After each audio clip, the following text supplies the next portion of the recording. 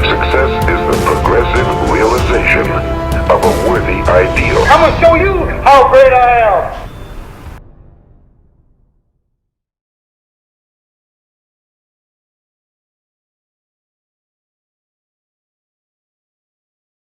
Ladies and gentlemen, boys and girls, this is Njabulo James, the host of the NJ podcast, where we talk to people from all walks of life, whether you're a speaker, whether you're an author, you're an entrepreneur, you are a person who's passionate about making positive changes in people's lives. We don't care where you're from, because we honestly believe that you've got a message deep down inside you that you need to share and that the world actually needs, and that the best way for you to live your life is according to your highest values. And this, the tagline that this show is based off of is success is the progressive realization of a worthy ideal. That means you're going after what you've always wanted to do, and not because somebody else is saying that you should do it, but that's something that's in alignment with your highest values and what you should be doing, what you want to be doing, which is absolutely amazing and inspiring to me. So on the show, once again, we've got the extraordinary speaker, author, life coach, Grant Senzani. He was the very first guest that I had on the show. And when the podcast launches, he'll be episode number 1. How do you feel about that? I feel amazing. I feel amazing. Episode number 1. I almost feel like going to my parents and say, look, Mom, I've got good friends. Mama, I've made it. All right, cool. All right, so I'm going to start off with reading the bio. So, Grant Senzani is a speaker, author, life and body coach looking to inspire people to actualize their ocean depth of potential into tangible results. He is the co-founder of the Golden Goose Insititute, whose vision is to inspire entelechy, where he helps aspiring authors turn into accomplished authors. You mustn't aspire, you must accomplish as well. So right now you can catch him on his YouTube channel, Grant Senzani, where he shares motivational videos every Wednesday entitled Wisdom Wednesday. He is currently working on his second book, The Golden Goose Becomes an Authorpreneur, Proven Hacks to Self-Publishing Within a Year. When it comes out, it's going to be fantastic. I've had the privilege of looking at it, and it's a fantastic book. You. I wish I read it before I started. You waited too long. All right, cool. When he is not chasing deals or teasing friends, you can find him plotting and scheming how he will return to Durban to surf the waves once more. But before the waves of Durban can get him, he's venturing out into merch. And his latest tagline, his latest motto, which is very inspiring, is saying, "We honor the dream by doing the work." Amen. All right. Hey, you'll learn it day on this show. You'll learn it day. Right, Grant. Thank you very much for coming back again. It's a pleasure to have you. Thanks for having me. I really appreciate it. Thank you. It's always a pleasure having you back on the show, and just having, because we have a lot of synergy. We learn a lot from each other, and definitely. I think I really experienced your talents at the book launch of Your Business.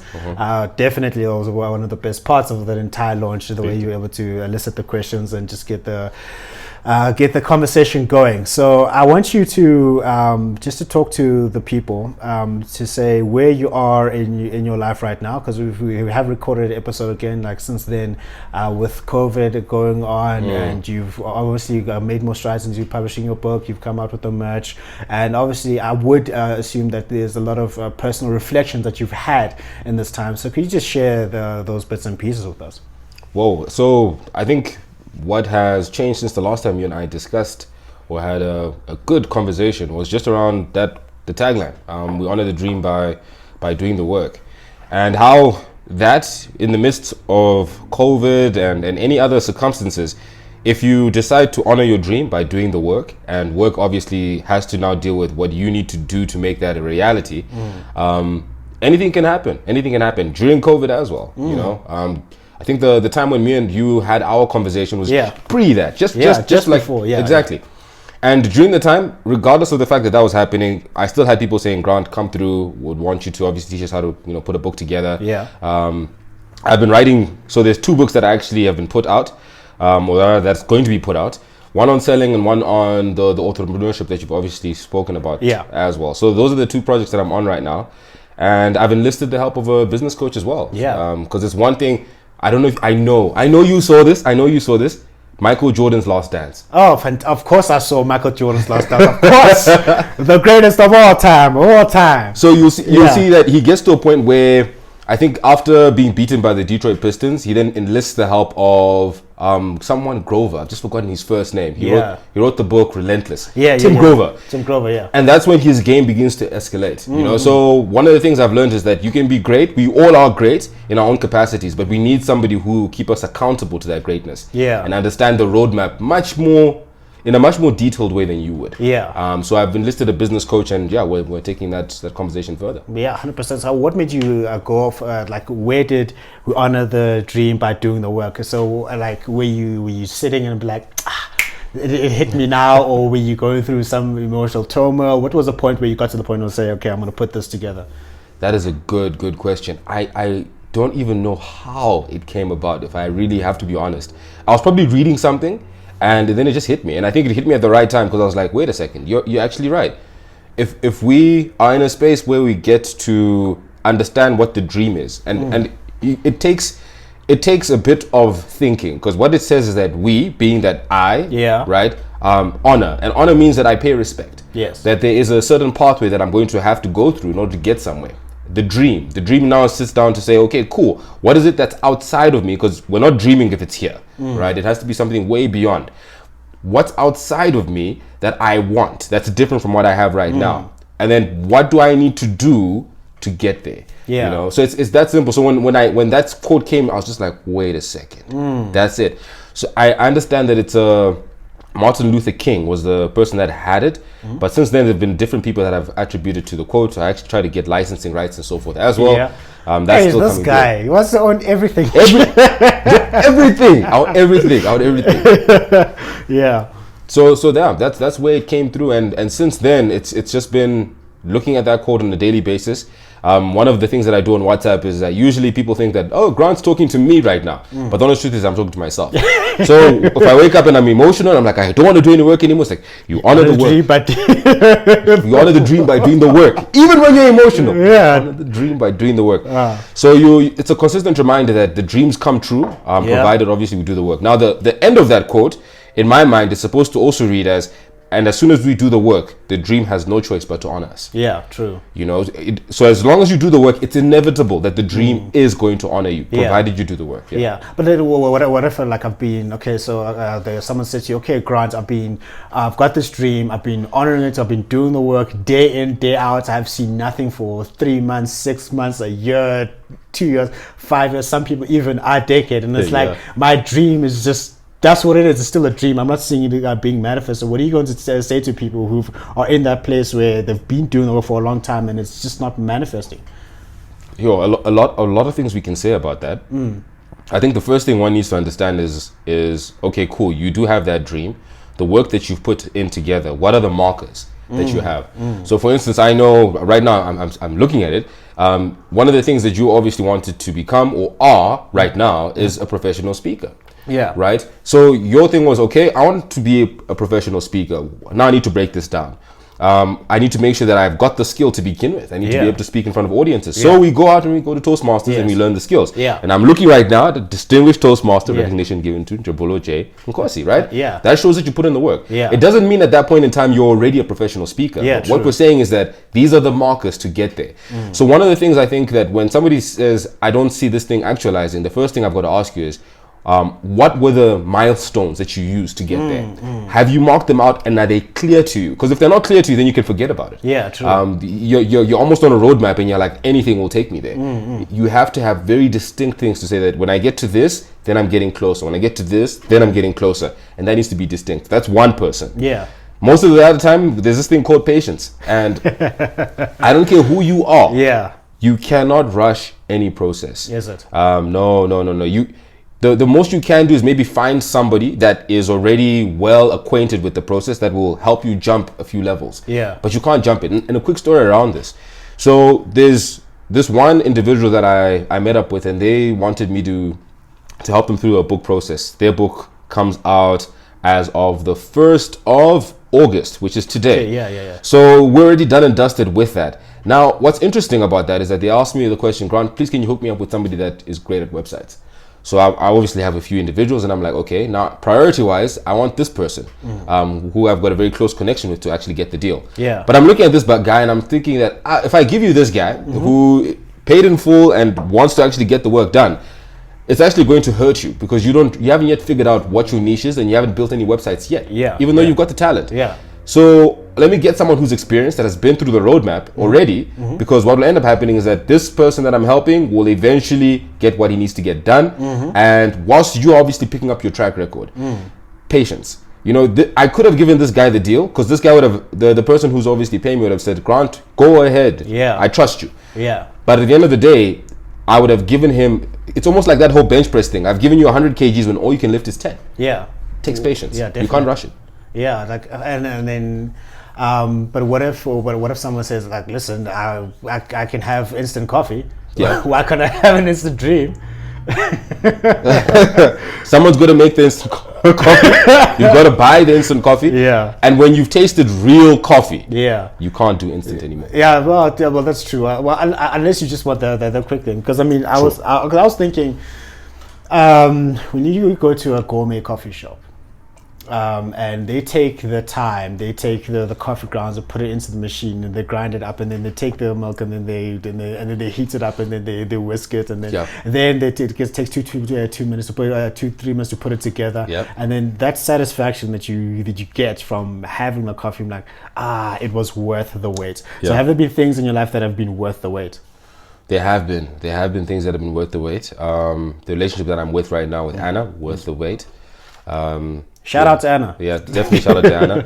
I think also just the way I am from a business perspective as well, that has been worth the wait. I think if any of the successes that I have right now would have come sooner, it would have just been havoc. The t-shirts, for instance, this is something that I thought about in 2000 and as early as 2011 or 10. That's a decade, full-on decade. Yeah. So, and I was always like, no, one day this is going to happen. It's going to happen. It's going to happen. So when it finally came out, someone would say that it's instant because they're on the other end. But it's been something that's been happening in my mind for 10 years, and I've been thinking, how do I finally, put this out there? So it came, and now we're here. So things like that, for instance. But you have to look back, I guess, and see it from that point of view to say, oh, great, look. Had it come any earlier, it would have actually destroyed me. That's not true. Yeah. So, so would you say that there are certain things in our life that will inevitably happen, given putting in the work 100%. and honoring the dream? Now, maybe there's an intelligence in the universe that's saying, if I give this thing to Grant, if I give this thing to Jabula now, he's going to mess it up and he's going to end up blaming the world for 100%. why I got this thing. It's like, for example, giving let's say you've got a 15-year-old son, you give him a car, he doesn't have a learner's license, he doesn't have a driver's license, he doesn't have the maturity to drive 60 when you were driving 160. That's the time that you're ready for in your life. So what do you think about that entire 100%. I'm so with you on that one, Jabula, so with you. The universe looks at you and says, great, if that's what you want, then you go ahead and we can give you that. But first, you're going to have to go through this kind of journey. Yeah. And if you don't go through that kind of journey, if we give you that thing, it will kill you. Yeah. So quick story around that. You talked about driving. When I was in Namibia, my parents had left me the car keys. They went to, I think it was a church camp of some sort. Yeah. So I even remember the scene. I was 15 at that point in time, or 16. And my dad had just picked up someone, dropped the car off. Now, usually you take the car keys and hide them. Because he knows me. He knows me. But this time around, he's in a rush. The people who are supposed to have picked him up are already outside the gate. Yeah. He throws me the keys and I hold them and he looks at me and says, don't drive the car. And he drives off. And I just give like an hour or two. I'm like, they should be far enough. Now, I get inside the car. I switch it on. I'm like, great. Mission 1 accomplished. Mission 2, can I move it back and forward? Right? Mission 2, accomplished. Yeah. Then I'm like, okay, great. Mission 3 is now to get outside the gate and drive around. Yeah. So I start doing that, and I'm pressing this accelerator down. I'm just revving the car, and I'm moving this thing up and down. And when I look back in time, if someone would have just walked outside their gate for some strange reason, they die. Yeah. This was a Toyota with the bull bars and everything. So it's like, and I'm going down hills 120 because I'm thinking this is exciting. There's no sense of danger in my eyes whatsoever. And they were friends with me at times as well. Hopefully nobody comes for me after this. But so they'll cancel you. They'll find you and cancel you. I'm telling you. Yeah. And that for me stands out, especially when you now say, does the universe look at you and say, we want to give you this, but then this you've got to go and get your learner's license. You know, you've got to go and do the driving lessons. You've got to fail at those driving lessons, because chances are you will probably the first few times. But what that will teach is that once you finally get the opportunity, you're mature enough to handle it. Yeah. There's no, and that's why I say there's no skipping the process. Someone can give me, I think it was Jim Rohn that said it. If somebody gives you $1 million, best pray that you become a millionaire at that point in time. That mindset has to kick in, because that money is going to disappear. Yeah, definitely. Yeah. So like you being a millionaire or a driver or an author is not necessarily for what you see and what you currently have, but it's like a state of being. That's what I'm hearing. Hey, drop that bar. That bar. Let me drop Yes. Yeah. Yes, so it is a state of being. In your state of being.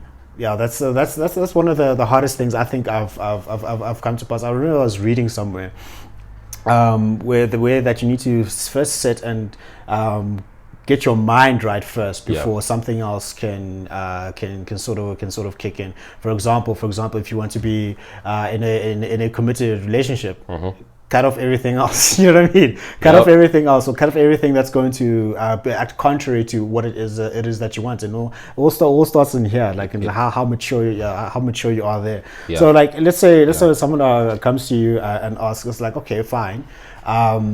I'm like 30 or 34, 30, 45, and here's a certain thing that I've wanted, but here's this 20-year-old kid or this 18-year-old kid who's doing what I've wanted to do. So it didn't take them that moment in time, and they're looking at this. So the guy is 23, he's a millionaire. I'm 35. I can't even spell millionaire. Yeah, I'm deep in debt. deep in debt. You know, debt is my friend. So like I'm looking at other people who are like 10 years younger than me, 15 years younger than me. They're achieving far more, but I've been putting in the work for all this time and it's not materializing. What do you say to a person? Back to your answer, state of mind. Yeah. State of mind. And remember that state of mind has nothing to do with how old you are. It's got everything to do with when it hits you. Yeah. And you'd find that a book called Outliers by Malcolm Gladwell, he speaks about that very, very well. You can have a brilliant mind when it comes to developing programs and so forth, but if you don't have a structure around you, like Bill Gates, for instance, who had his mom that was already in places that could have opened doors. Yeah. The fact that he could have spent more time in the library and so forth. If you don't have that at that point in time, you know, things like that, eventually you will get there, but you won't get there as fast as that guy did. Yeah. And it's not about this word that everyone flings around called privilege. It's just got everything. It's got everything, because you will figure out later on in life, I believe, that we are all privileged in one way or another. Yeah. You know, it's just, can we see that privilege for what it is, and are we able to use it to our advantage? Yeah. Give an example for me. My dad, hardest worker that I know. Yeah. So I've seen how when everybody's like, "Oh, good night, Dad. Good night," everyone's saying good night. He's still at his work desk and he's still working. Till this day. One of the things that Anna will keep telling me is that, Grant, you work way too hard. You need to rest. And where did I get that from? From him. Now someone's going to say, Grant, I want to get that type of work ethic. And I've gotten that because of my dad. You're going to have to develop that by yourself. And that's going to be even harder, because who are you mimicking? Who are you imitating? So when somebody says that younger people are getting what they want much faster than I am, I'm like, no, wrong point of view. Their mental state has allowed them to get that much faster. And you need to ask yourself, what is it that they're doing, or who are they exposed to that has allowed them to get to where they are? Yeah. So it's like sort of like a changing what you see. Yes. Yeah, it's like what you see is what you'll be type of thing. That's essentially what you're saying. 100%. So okay, like let's go back to that. Say, okay, fine. Now I need to go back and change my mindset. But then you get people who love making excuses, and they've got the alibis, and whether they're justified or not justified, they'll say, I'm too old, I'm too underprivileged, or I don't have what it is that I need to honor my dream. What do you say to a person who's in that state? Your words have dug your grave. Your words have dug your grave. Yeah. You know what, there's I think Vusi was talking about it once, and he mentioned how he had started a speakers bureau. And it didn't work out very successful, because most of the guys, what they were doing was that they were saying that, Vusi, we want you to teach us. And he was like, I can give you the process and the system that got me here. You know, and that's where you see how people think. Somebody's telling you that everything I did is here in this box. You can have it. But I'm looking at you and saying, no, I don't want that. I want you. and you need to tell me what you did. And you're telling me, you're saying, here's the system. Yeah. But I'm just like, no. But if you tell me, then I might just get it like this. Yeah. And you can't skip it. Yeah. So that didn't work out the way he wanted to. And I think one of the things that he talked about is the biggest lesson he learned there was that from one of the people that he was working with was that they're like, no, Vusi, the reason why this didn't work is that you're either going to be a teacher or you're going to be a professional speaker. You've got to pick between the two. Yeah. You know, but back to what we're talking about here. People that have gone through that process might say Vusi is a scam. Because Vusi I didn't become that professional speaker or anything like that. And he's privileged because of ABCD, but Vusi gave you the system. Yeah. The key is in the system. You've got to figure out what the system is, what the blueprint is, and then just follow that. And you eventually get those results. If there's one thing that no one can deny is that once you finally get into that system and you start doing whatever you need to do to get to where you need to get to, you will have it. It's inevitable. I don't see how it would not happen. There's a guy who was telling me that even during tough times, and I'm not the most knowledgeable about this, but one of the things that I understood during apartheid, there was still some black businesses that were thriving, still making millions, regardless of the fact that we're deep under oppression. You know, and that's got to tell you something. Even when in the States, you find that there was a city that I think it was not Oklahoma. I've forgotten the name. I'll find it for you. Yeah. And what they were talking about was these black millionaires that were making a lot of money, regardless of the times that they were in. Yeah. So you find that for every excuse that you dish out, somebody's achieving it. The question is, why not you? And why not you? Because of the words that you use. So I will say, I did not go to those schools, so I can't achieve it. And there's my mental block. Nobody formed it apart from myself. Obviously you know this. I'm short. Yeah. Right? And that's fine. Short is relative, okay? Short is relative. Fair enough. Have you seen Kevin Hart? so apparently him and I are the same size. Oh, you guys the same size? 100%. I thought he was shorter. I wish. And what's interesting about that is that there are actually stats that are out there that, Jabul, if me and you go for a job and it's exactly the same job, exactly the same specs, they're more likely to pay you higher because you're taller. That makes no sense, even though you're more competent. Even though you're more competent, it's got nothing. They're just like, no, you're just taller, so maybe you need more money. And it's the same thing with, I don't know. You guys tell us something that we don't know. Tell us something we don't know. Is it the shoes? I don't know. So you find that at the end of the day, I could then go with a mentality of I'm not tall, so I deserve these short opportunities, you know. But at the end of the day, that's a mental block that I set for myself. Nobody said it apart from me. And yes, the world might say that because you're short, A, B, C, D, but then I have to accept it. You know, so as long as you live with certain words, they will either be the bridge towards your dream or the graveyard towards some sort of sabotage. Yeah, 100%. So like I've been thinking about this these words I am. I even wrote about it in your business. So you're getting me worked up now. That's why we work people up. We work people. You're a life and body coach. Yeah, get life in this body. Let's work it up. You know. Yeah. So listen, because the very first thing when I was writing your business, I'm like I got frustrated at myself. I was like saying, I am not earning this money. I am a victim. Yeah. I am an employee. I am not a businessman and saving and all these things. So I thought to myself like, no, these things need to change. I mean, if I was looking at the biblical text where God is speaking to Moses and it's like, who do I go tell Pharaoh who you are? He just say I am. Full and stop. Like that's it. And it's like, and then since I believe we share the nature of God at a basic theatric level, when you say I am something, then that's exactly what it is that you become. That's what you become. What you say I am is. For example, let's look at one of the greatest rappers ever. I still think there are some people who maybe just a tad bit above Jay-Z. He said, "I'm not a businessman. I am a businessman." So like his story is like he started off at 26. He started rapping at 26, and he went through a lot. He just come off the era of Biggie and Tupac, and it was like very hard. He was a drug dealer and whatnot. Then he started making money. Then he started changing his mindset. It's like I want to own everything. I want to own the record label. I want to own the shoes, the investments, and everything. But you said I am a business, right? So then other people, I am lonely. I am unhealthy. I am bad, and all these things. And they're wondering why all these negative realities are coming towards them. And then some people went and changed the I am to saying I am prosperous, I am loved, I am a business, or I am a person who honors a dream by doing the work. So 100%. what is your take on I am, and how have you used it, and how can it change people's lives? Man. How much time you got? I've got about 5 hours of recording time. Let's go. So there's this concept that I speak on. I am, and therefore it is. And I am, for me, is that statement that says I create as I speak. Yes. It's called abracadabra. It's an Aramaic saying, and you see magicians go abracadabra, and then boom, out comes this. And all they're saying is that what I say, I create. Yeah. Now the thing with as soon as you use the word I am this, and I'll see it all the time. Someone will say, no, I am too stupid, and I'm like, okay, good luck with that. Where did you get that? How's that working for you? You know what I'm saying?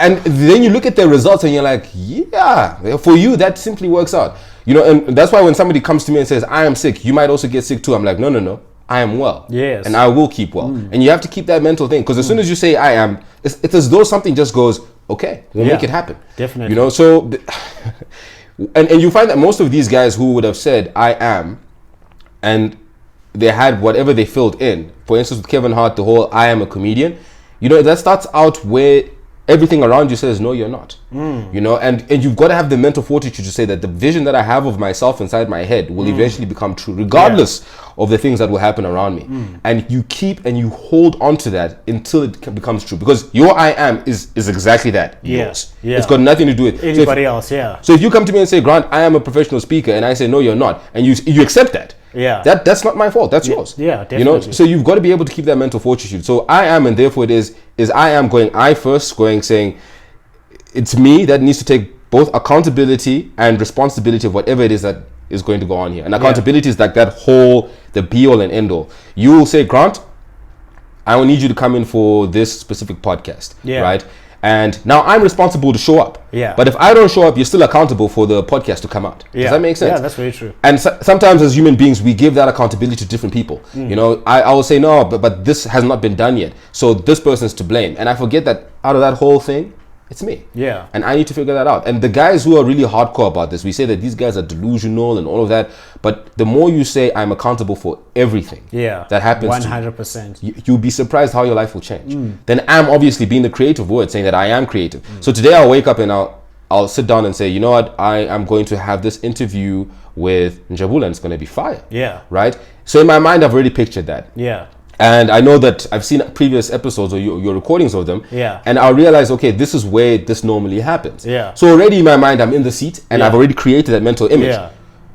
When it finally happens, which it will. Yeah. We as humans, we don't take the mental time to say, wait a second, I said that this morning and now I'm here. And we don't take that very seriously. And the problem with that is that we are not intentional going forward with it, with big things. Yeah. We keep it small. Yeah. I woke up at 6 o'clock. And you forget to say that the day before I visualized that I will. Yeah. So it's that I am now obviously creates that number one, personal accountability, responsibility. Then I am just to create the creative nature we all have in order to manifest things. Then the next thing is what are we going to fill that in? Yeah, definitely. And then once we fill that in, we then go, therefore it is.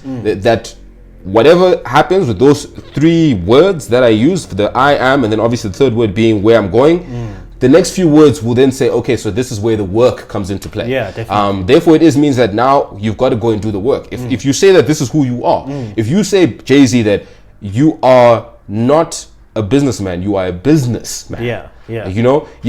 And you've got that transition, then we need to see the work. Yeah. Where's the work at? Yeah. And if you look at his life, you'll see that progression consistently. So it's and the thing is, we don't need to think too hard about this, because that's the other thing. Somebody will say, in my mind, one of my dreams, and I know this is going to become a reality, is I'm a billionaire. Yeah. Right? I do not fringe when I say that. Dollar billionaire. Not South African be specific. billionaire. Yeah, Be specific. Dollar billionaire. Dollar billionaire. Not South African rand billionaire, because that doesn't get us much. Yes. So I know I'm going to get rinsed for that. I'm very much so. I'm going to get rinsed for that, but I'll be there with you. I'll be there with you. Yeah. So you find that now the question now I'll have is great. And because I'm spiritual, I'll say, Lord, I want to be a billionaire. And I believe that God will then give you the ideas. And he'll say that, okay, Grant, you want to be a billionaire? Yeah. Then these are the things that you need to do. Now, the thing is, I will say now, but Lord, I'm seeing other people do big things. why is it that I'm doing these small things? And I think sometimes God says that, yeah, but you're seeing the end picture and you're seeing the actions at that level. You're not seeing what happened before. Yeah. You've got to start small. Yeah. There's no skipping it. Definitely. So with the t-shirt idea, for instance, it was inside my mind, and you know, I was happy with what was inside my bank account, and something tells me, and I believe there's God that says, Grant, you need to create that logo. And I'm like, yeah, I'll do that, Lord, but maybe at the end of the month, because not right now. We need the stats to remain right there. It's nice to wake up in the morning and say, I've got money. Yeah, definitely. So you need to go sleep. Yeah. So I sit down and God's like, take this and go and create this logo. So I'm like, okay, cool. So I send out and I'm like, this is my idea, can you create the logo? So I get a response, the logo finally comes back, and it's like, okay, great. Now you know somebody who creates t-shirts. Give them the logo and print out X amount of shirts and let people know that you're obviously doing this now. So I'm like, but Lord, you know, don't you want us to wait for this and that? Like, why are you pushing me so hard? You know what I'm saying? And we do that, in these tough times. In these tough times of COVID-19. Dare you, bro? Yeah. And God's like, no, you do that. So I'm like, okay, cool. But because I am a billionaire, therefore it is. So I design the t-shirts and then I put them up. And then next thing, one guy comes in and says that, dude, I also need a hoodie and I need a vest as well. And I'm like, what? Yeah. Okay, let me just see whether I can actually do that. Now the request is, we want female cuts of clothes. I'm like, isn't a t-shirt a t-shirt a t-shirt? No, it's different. I didn't know that. You know what I'm saying? So all these things happen. And so when you now come and you're like, Grant, you want everything. I'm like, it's full circle. Yeah, it makes a lot of sense because that's where I'm at. I'm like, where can I put my face that makes sense to me right now? So as soon as you say that I am, the ideas are going to come. They will come. The question is, are you going to work and execute on them, or are you going to lay back and go, no, that's not it. Yeah, it can't be it. Yeah, and it's small things. I mean, you think that at that point in time when I made that idea and got that into reality, now when I see the t-shirt being worn, it's a permanent reminder that, Grant, you created something that was never there. Yeah. And people compensated you for it. What else is inside you that you could probably do? And the same thing with your books, for instance. When I read You Are a Business, and I was just like, no. Once upon a time, this was inside his mind, and he had certain ideas about it. Yeah. Somebody else has the exact same ideas. Exactly. The difference is one of you said, let's do the work. The other one said, you know what? I'll wait until it makes a bit more. That's chorus, bro. That chorus. That's the sound my dad would make when I'm making excuses. Like, okay, so you got X amount, X percentage of this. Why didn't you get more? I was tired. I was like, and then you just keep going. No, I love that. I'm taking that with me. When people start talking,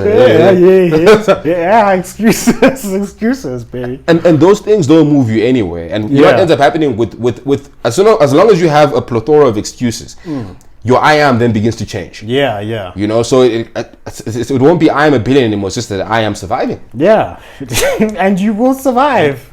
Guarantee you will survive.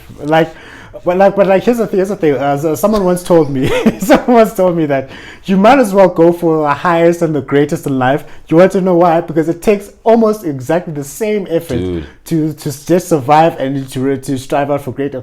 Rather go for the best that you possibly can get, and then fail and then die knowing it's like, hey, my man, I was on a journey. 100%. And for the person to be like, I'm just going to go for a basic life. And then I remember there are a lot of good things out on Instagram. I just want to put it out there. A lot of good things out there on Instagram. Okay, so like one of these motivational pages, it's become quite this term has become quite commonplace. It's like, I would rather live 30 years as a lion than 100 years as a sheep, or something like that. I'd rather be Alexander the Great than just Alexander. Yeah. Because if you think Alexander the Great, he died when he was 32. Yeah. But he conquered the entire known world in the space of 10, 12 years and never lost a battle. He died young. Yeah. I'd rather live that life than live 100 years and just live a basic life. Yeah. You're speaking to the word quality. Yeah. Living a life of quality versus that mediocre life that you finally arrive safely in your grave. And when you look back, you're like, but what did I really achieve? What did you do? And it's already too late now. It's too late now. It's too late. The Grim Reaper's like, it's time for you to go. It's time for you to go. Speaking to that, I mean, I once heard someone say that they're quite old.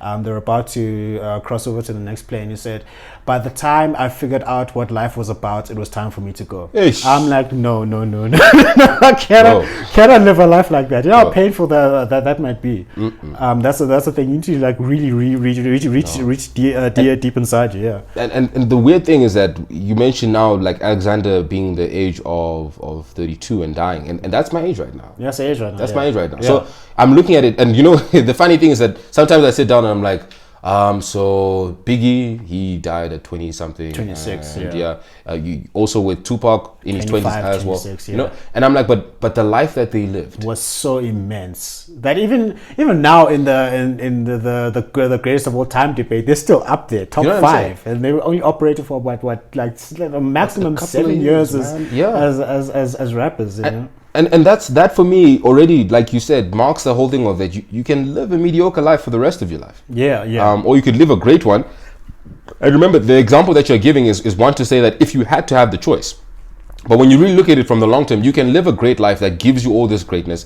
And we don't know when you'll pass on, because you could live a boring life and still pass on very quickly. Yeah, that's true. But we're saying that you've got to get to a space where you say, look, today I've got the choice. I either strive for greatness or I remain where I am. Yeah. And we all have that choice. Now, the weird thing is that 10 years from now, we'll all see something different. The question is, what are you going to see versus what am I going to see? Yeah. And what are we going to be experiencing? Exactly. And I can assure you, that's the funny thing. Right now, you're at the place where you are now putting down this podcast. I know there's a hell of a lot more books that are inside you that are coming out. Inspired Success Series, baby. The next one is called The Father of Man. After that, everybody wants to be a project manager. After that, to a passport to the future. After that, we've got lessons from my roommates. All of them, baby. You see what I'm saying? Yeah. And now the thing is, someone will look at your first book and maybe might have read it and gone, that's it for that guy.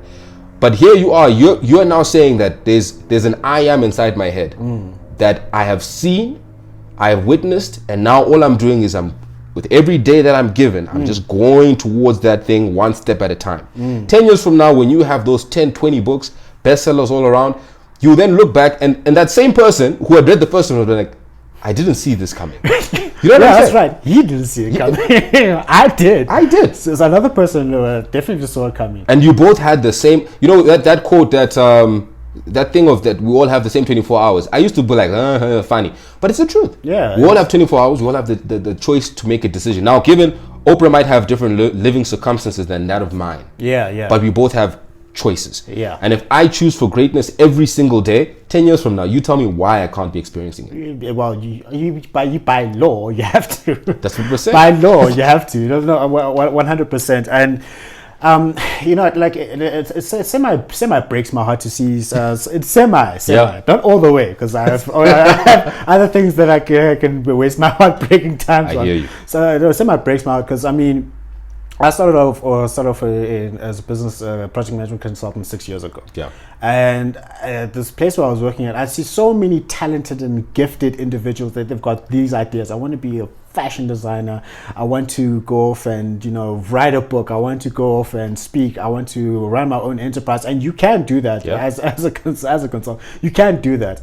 Now there's this one lady says, I want to go into fashion. My sister's into fashion. It's like, I want to learn from my sister and whatnot. And my sister, my sister simply said, it's like, I have got no tips and tricks and hacks for anybody who wants to go into fashion. You just need to sit down and do the work and fail and bleed and my sister's doing well now, but it took her about 10. You don't I know the full story. They were like, I want to go into fashion. I'm like, no, you don't. Really, it's tough out there. And then she's like, this is what I want to do. She'll go after it and then she'll stop. Go after it and then she'll stop. Go after it and then she'll stop. Then she'll quit. And then she'll finally she's like, okay, I'm gonna quit my job. I'm gonna do this thing full time. I'm like, yeah, finally. 3 months later, she's back at it. I'm like, why not? Why did you stop? Why did you quit? And she was like, it was too uncomfortable. It was too uncomfortable.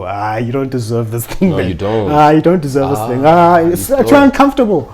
She's like, that's heartbreaking, and a lot of people are out there. Not to say that you need to leave a job, but like there's some people just want to do things, and then when they face the first roadblock, when it gets too hard, they want to quit, and it's like, maybe this is not for me. Yeah. This is the world giving you a test. Yeah. Like it gives you tests. It'll give you tests, bro. Have you ever written a final exam? Yeah, like it's like a final exam, and then the lecturer's like, right, this is final exam.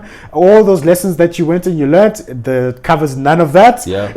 You're gonna have to be genius. You have to make up something and all these things. That's what life. That's what life does. I mean, does. like, have you ever said, okay, I want to go off and build a better physique? That test comes Monday morning. You're supposed to go jogging or go to the gym. Yeah. And then people who quit when it's too hard, it is heartbreaking. It is heartbreaking. Yeah. And one of the things that this one guy said, and I was like, you're so harsh, you're so heartless. He said that if you quit now, you quit for the rest of your life. And I was like, what type of negativity is this? He's telling you straight. But he's telling you straight. Yeah. Because what happens is that there's always a barrier of pain that you must get through. Yeah, you have to. You can't circumvent that. And the thing is that if one of the things that you obviously, I know you speak on and think about as well, is just that whole thing of, if you decide that I want to become rich, then all of a sudden you get all these tests that say that there's no way that you will, and you almost have to be comfortable with being uncomfortable in the sense of poverty. Yeah. And until you get to a point where you're like, I can be broke. Yeah. And it can happen. Yeah. Until you can accept that and say, this is what it is, but I'm still going to go for it. Yeah. You'll never get there. It's impossible. Yeah. Same thing to do with when I decide I'm going to become healthy. I need to accept that here, if I do not put in the work to get here, right, there are chances are that somewhere along the line, I will get unhealthy and I'll die. Or the other way is, there are times when I've felt I was getting to maybe a weight of choosing, and I'm like, I'm almost getting there, and then I get the flu. And I know the next day I'm supposed to be running, I'm supposed to be walking. Yeah. And I get the flu and I'm like, nah, I can't do that. I can't do that. And you find that most of the Michael Jordan in a game, guy has got, they say food poisoning. Yeah, now, food poisoning. right? Yeah. We thought it was the flu game. We thought it was the flu. Yeah. Poison game. I thought that was like boss. Like, this guy's got the flu. It's like, doesn't matter. My flu game is so better than all of you guys. Yeah. A man under food poisoning, and he's got a choice to make. Yeah. Will I now rise to the occasion because everybody's expecting me to, and I am also? Yeah. Or will I say, and everybody will say, no, we understand. Yeah. That's just like that lady. She comes back to work. You're like, it's uncomfortable. We're like, yeah, okay, we understand. Yeah, it's okay. We understand. But I wrote her off. I'm sorry. of course you did. I was like, yeah, how dare you? But that's the thing, and one has to begin to accept that when I take this road, it is going to be uncomfortable, and whatever I am met with, if I do not overcome, then I don't deserve what's on the other end. Yeah, definitely. You know, and it's just like that. There's no way you can. You really listen to the guys who, for instance, would have gone to the States and said, I'm going to go and follow a huge speaker. I mean, the John Martinis of this world and so forth. As soon as you decide that you're going to take that specific step, you'll find that your bank account will say, my man, I think you should take a walk in the park. You know, where are you going with this ambition of yours? Yeah, definitely. But once you've set your eyes on something, the answer then sooner or later comes. Once you've said, okay, you know what, I'm going to circumvent how I feel and I'm going to go for this. The answer then comes and says, you need to do 1, 2, 3, and 4. You need to ask this person for money, this person for money. Now you're like, oh, snap. Now I've got to tell this person I'm dreaming of going to the States. They're like, but why didn't you just get a job? And then you wait.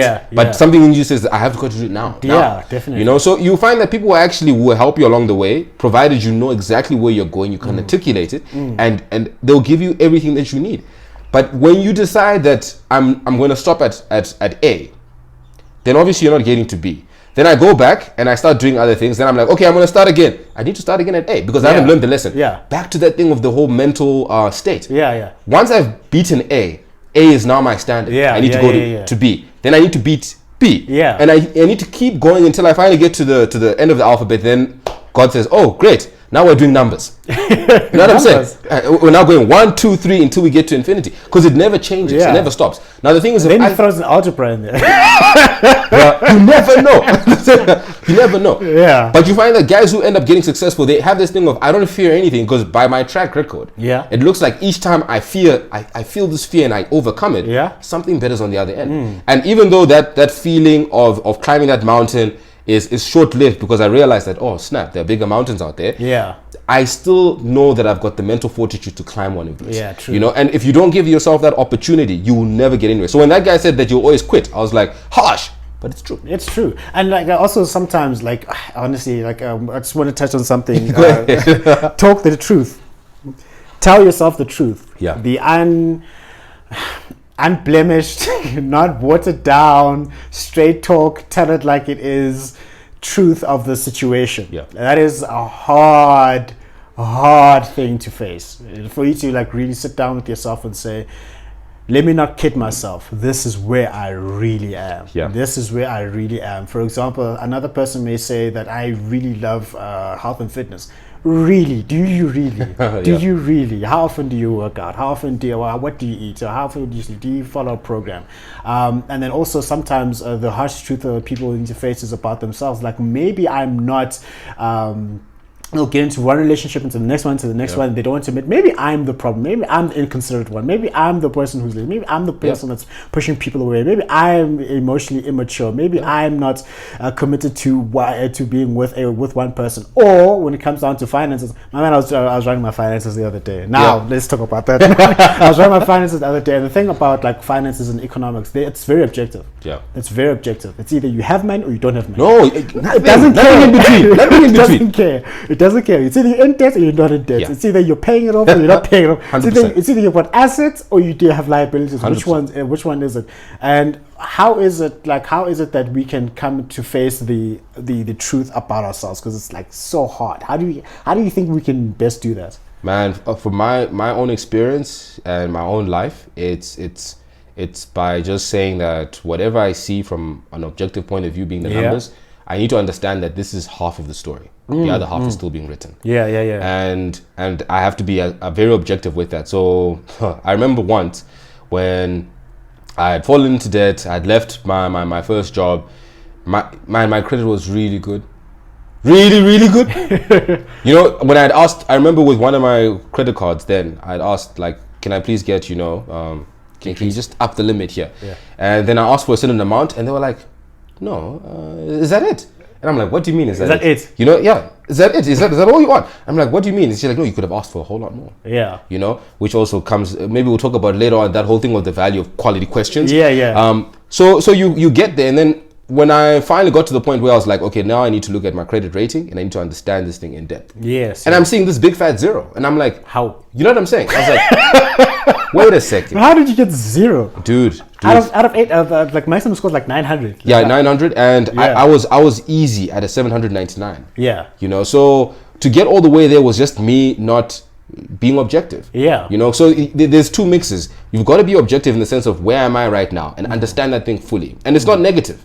It's being realistic. Yes. But as soon as you're done there, you need to also understand that, okay, great, where do I want to go? And I need to understand that where I am today was because of decisions that I made. Yeah. Where I'm going will be because of decisions that I will make right now. Yeah. And when you make those decisions, then your future begins to change. True. But if you stay with I'm just looking at the numbers and I'm sticking here, what ends up happening is that you almost have this sense of negativity and you want to relay and you want to, and then you know what I'm saying? you start those stories. Yeah. But what we're saying here is that, great, you now know where you are. I want to become a billionaire. How much is inside my bank?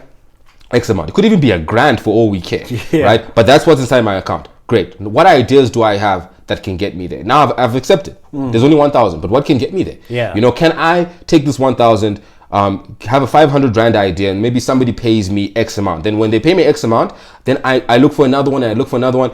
If you watch, what's his name, Steve Harvey, he talks about how don't try to become a millionaire just off the bat. Just try to make $100. Yeah. From 100, then make, 1,000. Yeah. From 1,000, you're like, great. Like progressive. Yeah. It's progressive. Yeah. And when you accept that, 1, where you are, 2, to get to where you need to will be a progression. It comes back to what the show is about. You then begin to realize that, great, what all I'm supposed to do with being objective with the numbers that I have is just to say, this is where I am right now. Yeah. Tomorrow that can change. Yes. And even with the guys who are plenty rich, right, which is what we are going to experience. Exactly. You realize that it's not like things are always like, steady. Objective is today I spent X amount, so I'm here now. Tomorrow I got X amount, so I'm here now. So that can change and vary as well. The question is, where are you going? Yeah.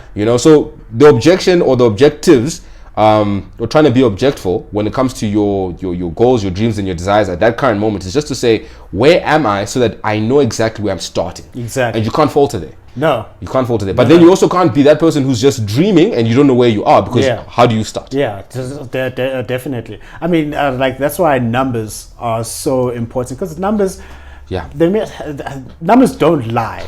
all the time. Yeah. Unless you're Enron. It's a different story. Or Lehman Brothers Yeah. or other auditing firms that I cannot too much must mention. Yeah. But like they're hard to like. I mean, Dr. John DiMartini, like he's like, for me, he's my original personal development coach, personal development coach. Dr. John, I'm gonna get you on the show, man. Wherever you are, fly you down and get you on the show. We'll even do virtual. Why? We'll do virtual. So he was talking on the subject of wealth, and honestly, like for me, I'm like I started saying that I'm going to master this thing, because I've made too many mistakes in my younger days. I'm like, I'm done. I've had my fun. I've had my party. Hey, and one of the things that he was saying was like, if you want to rebuild wealth, you're saying what you're alluding to.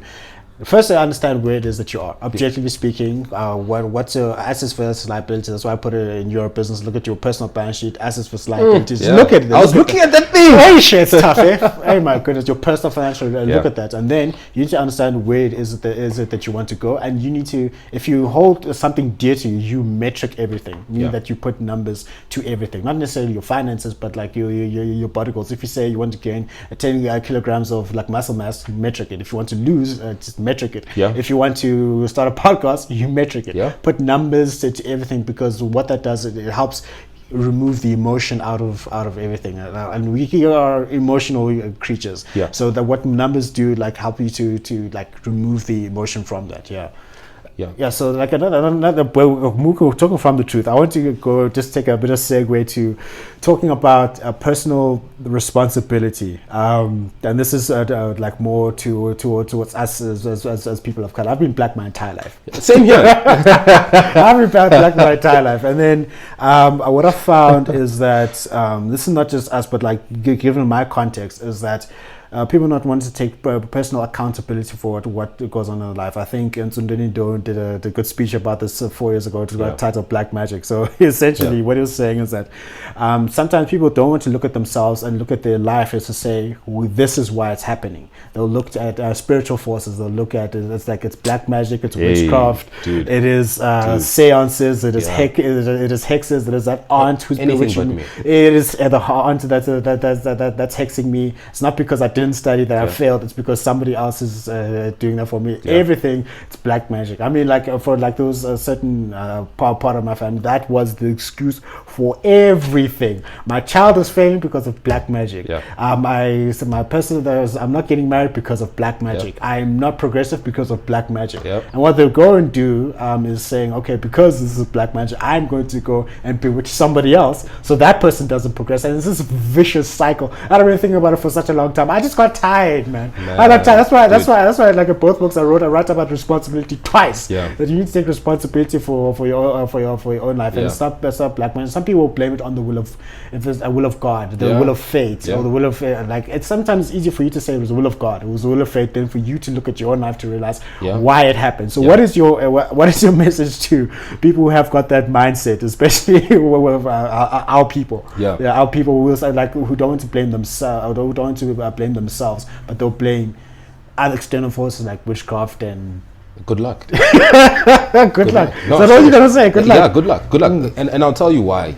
So, and this is also me being vulnerable as well. I got to the space where, within the church that I was in, I mean, I was that guy, the guy who knew all the scripture. If someone said anything out of context, I'd say, "Where in the Bible? Where in the Bible?" You know what I'm saying? I would whip out that thing quick, you know, and you get to a point where I'm like, great, now I'm the youth leader. Now I'm the youngest elder in the church. You know, and all of those things are happening within that spiritual context. But I'm looking at my life and I'm saying, what's going on here? Why is it on this one day everything is happening and everyone admires me, but on Monday I'm at the bottom of the rack? What's the story there? Why is it that my spiritual life and that of my other life is not marrying?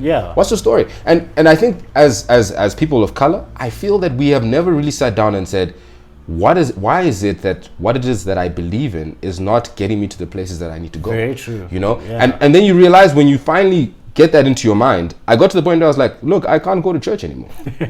I can't go to church because you heathen. You know what I'm saying? How dare you? And backsliding. And stories galore. So man, I've been there. That's why I can laugh about this. And the weird thing is that when that happens, because I've also been on the inside and I've seen people do that. My thing is, look at them, they'll be back. Yeah. Prodigal son tendencies. Yeah, look definitely. at them. They will not be able to make it out there. We know the stories. You'll be sharing food with hogs. That's what's happening. And when they start to make it, you're like, oh, the devil. The devil. Oh, the devil. So I leave and I'm like, nah. And I remember the text that I sent my friends. I was like, guys, I believe that God has given me a talent. Yeah. But I don't see me actualizing it here. Yeah. That's a real thing. That's a real thing. It's been good, and I think I'm out. Yeah. Like, I need to go and actually see whether this is worth anything. Yeah. You know. So, and when I made that decision, it's not to say that all of a sudden this path then just shows up and everything is fine. Of course, you still have your battles. Yeah. But one of the things I realized was that we pin a lot of things in this spiritual realm, and when you look at how God really has just made the world and the type of responsibility that he gives you. Yeah. You then begin to realize that, wait a second, actually God has got nothing to do with this. He's already given me everything. Yeah. I am just, it's almost like you're that person at the beginning of that Monopoly board where you have the money already. Yeah. And you need to roll the dice. Yeah. But you're going that somebody else will do it for me. I'm just waiting.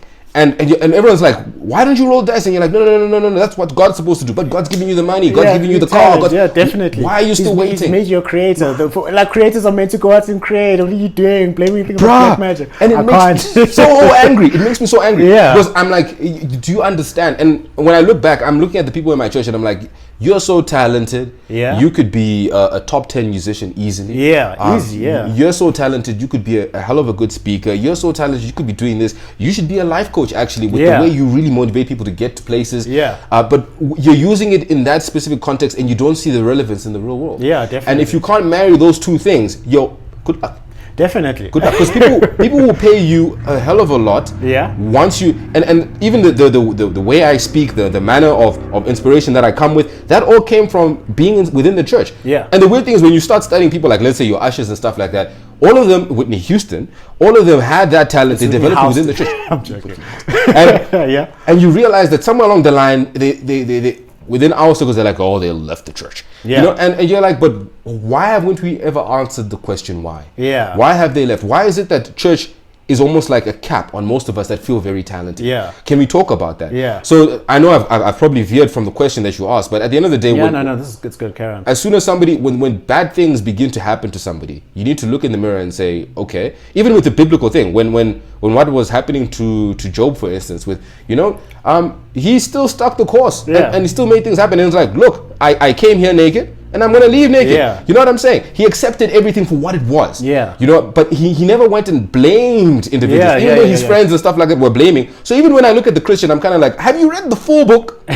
All of it. All of it. Cover to cover. Or are you just reading the bits and pieces? Cherry picking what suits you. You know what I'm saying? Yeah. Because at the end of the day, you realize that God is actually fair in all his dealings. Yeah. If you're going through a tough time, you're going through a tough time. And it's also the way you see it as well. Because all things work for those who love you. It's all in there. So when people say that bad things are happening to me because the devil this, then I'm like, but do you also say that when there are good things? Like, no, there are good things happening. God is now, he's being faithful. I'm like, are you in full context of it? Definitely. Or is it just when this happens and you don't take personal responsibility? Yeah, definitely. We need to stop giving things responsibility that have no business having it. Definitely.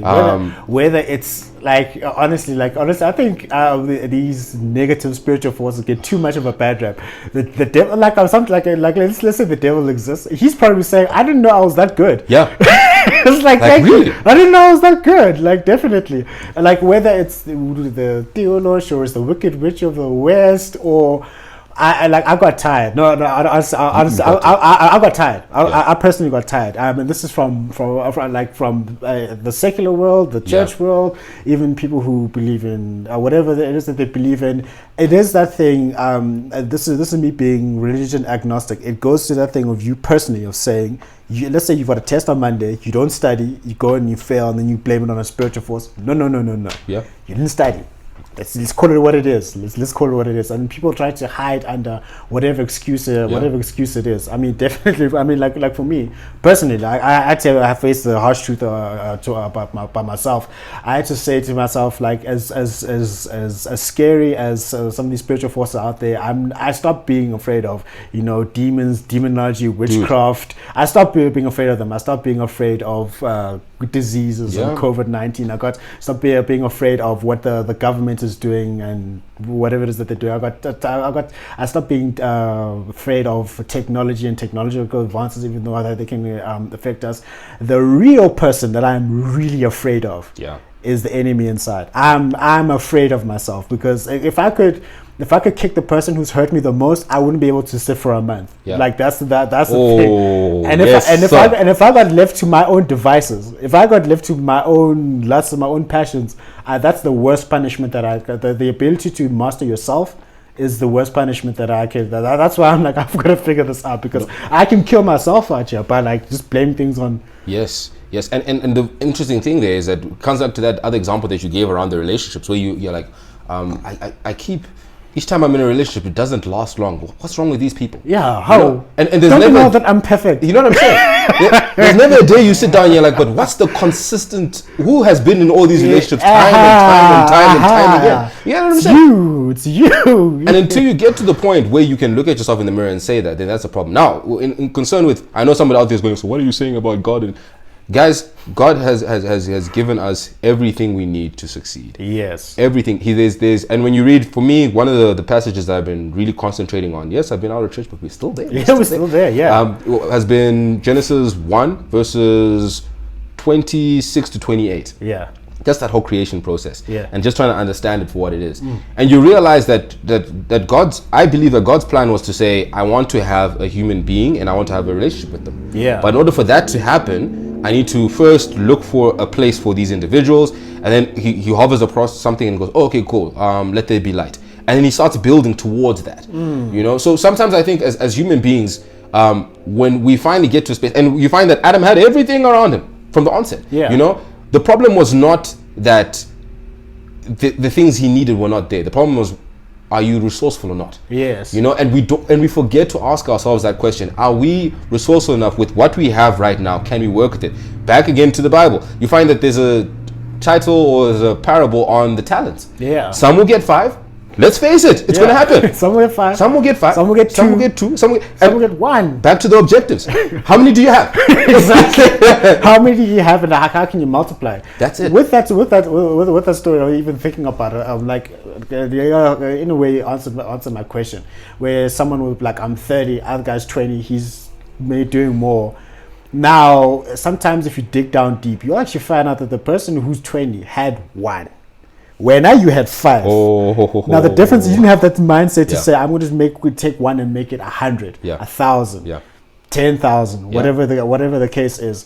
But like, I feel that we all have this this talent, this gift that we'll be able to multiply it according to how resourceful we are. Yeah. Because I mean, it's very true that someone can be given 500,000 and you given 100,000, but because you're smart and entrepreneurial, you'll be able to make it 1 million, and he'll make it 0. Yeah. All of a sudden it's in debt. You're like, it's in debt. How, Chief? Like, how do you blow up 500,000 head start? Yeah, definitely. I mean, like, people that inability to self-assess is it's one of the toughest things. Dude. One of the toughest things. And like, you know, we'll probably get cancelled for this 10 years from now. It'll probably be being sacrilege. But I've seen people with who come from the church and expect God to do everything for them. Entitlement, bro. Entitlement. They want to do everything for my parents must do everything for me, or my brother must do everything for me, or my employer must do everything for you. But like, what that is, I think it's heresy. I think it's a word that you used, sacrilege. I like that word. Sacrilege. Exactly. I invited him to the podcast. It's like, it'll be sacrilege if I don't come. I'm like, oh wow. Wow. So it's more sacrilege because I think you are demeaning yourself. I think you are debasing yourself and making yourself less than what you could be, because you're always you're putting the power that you've been given into the hands of something that doesn't even exist. the devil's probably chilling somewhere. Like, I don't know, it's that good. I was busy there. You were busy there. You know what I'm saying? No, yeah. And just to add to that, within that context, you find that the guy who had one talent, back to the Bible, the guy who had one talent who like said, no, let me put this here and cover it up. When the master comes and says, hey, how far are you with this? He's like, what? I thought that, you're somebody who wants to have something that you don't deserve. Back to, hey. You know what I'm saying? Yeah. And you then realize that at the end of the day, he had something and he did nothing with it. Yeah. And even when you look at the concept, and this is how I wish that the Bible would be preached. I mean, yes, we have the spiritual development aspect, an absolute must. Yeah. But at the same time, I feel like from a self-development aspect, we need to look at that. So you find that now that talent is taken away from him and is not given to the person who has the 3 talents or the 4 talents, depending on which book you're reading from. It's given to the person who went out with the 5, came back with 10. It's given to them. Now, someone will sit down and go, oh, that's unfair. But if you really think about it, what I thought that passage was telling you is that there's never a point in time where you can say, I can relax now. Yeah. You've got to keep working. You definitely. And those who get the opportunities are the ones who are working. Definitely. You can't be... When someone says it's unfair, why is it that Njabula has a podcast? Why is it, hey, Njabula's working? Exactly. You know what I'm saying? Yeah. Everything that he gets, he deserves. Yeah. Now, I cannot, as a person, look at Njabula and say, but why? I need to look at myself and say, hey, actually, outside of Njabula, what do I have? Yeah. What do I have? I might not have this system that you've got set up. Yeah. But can I get a mic? Can I put something together? Yeah. Yes. So why am I not doing that? Exactly. Am I waiting for something? Who are you waiting for? I don't know when Jesus is going to come back, but I'm not going to wait No, until that day. No. And I can tell you now, he's not up there. I don't believe he's up there going, I'm just waiting for him to wait for me. Yeah. We need to be putting ourselves in positions where we are doing the work and getting it done. And you find that what I feel Christ really wants to do with us, especially, is at the end of the day, you find that with the Israelites, for instance, he would give one nation something, and then they would work with whatever they have. And what they were supposed to do is become the light for everybody else. Yeah. So as you are working, as you are being principled, as you're being ethical, but while still progressing in life, other people are like, what is it in you? Yeah. Please share. Yeah. And that's when we sit down, like Steve Harvey put across, he's like, all I did was I just said, God, if you put me here, I'll just tell people about you. Yeah. And he's been doing that ever since. Yeah. So you've really got to ask yourself the question here, what type of religion have I put inside my head? Yeah. Because it's not really the real one. It can't be. Yeah, it definitely. really, really can't be. When you see people progressing, it's got to do with the fact that they've said, God, you've given me these things. It's now, I've taken accountability. I've looked, managed myself, and I've said, this is what I have. This is where I need to be. Can you help me? God will then say, here are the ideas. Great, I'm going to follow through with them. I might fail because I'm not perfect, but it's part and parcel of the process. And I'll keep self-assessing myself every single step of the way. And as I do that, things will change around. And then, well, like that too. That some people will say, okay, well, fine, like, but I've got a form of religion. Then here's this person who's an atheist who's making $1 billion. Yeah. How is that fair? Brilliant question, dude. Brilliant question. Then we need to sit down and begin to acknowledge one thing, that at the end of the day, what God has done for us is that he's put systems in place. Yeah. And it doesn't matter who, you could be an evil person, right? I won't mention names.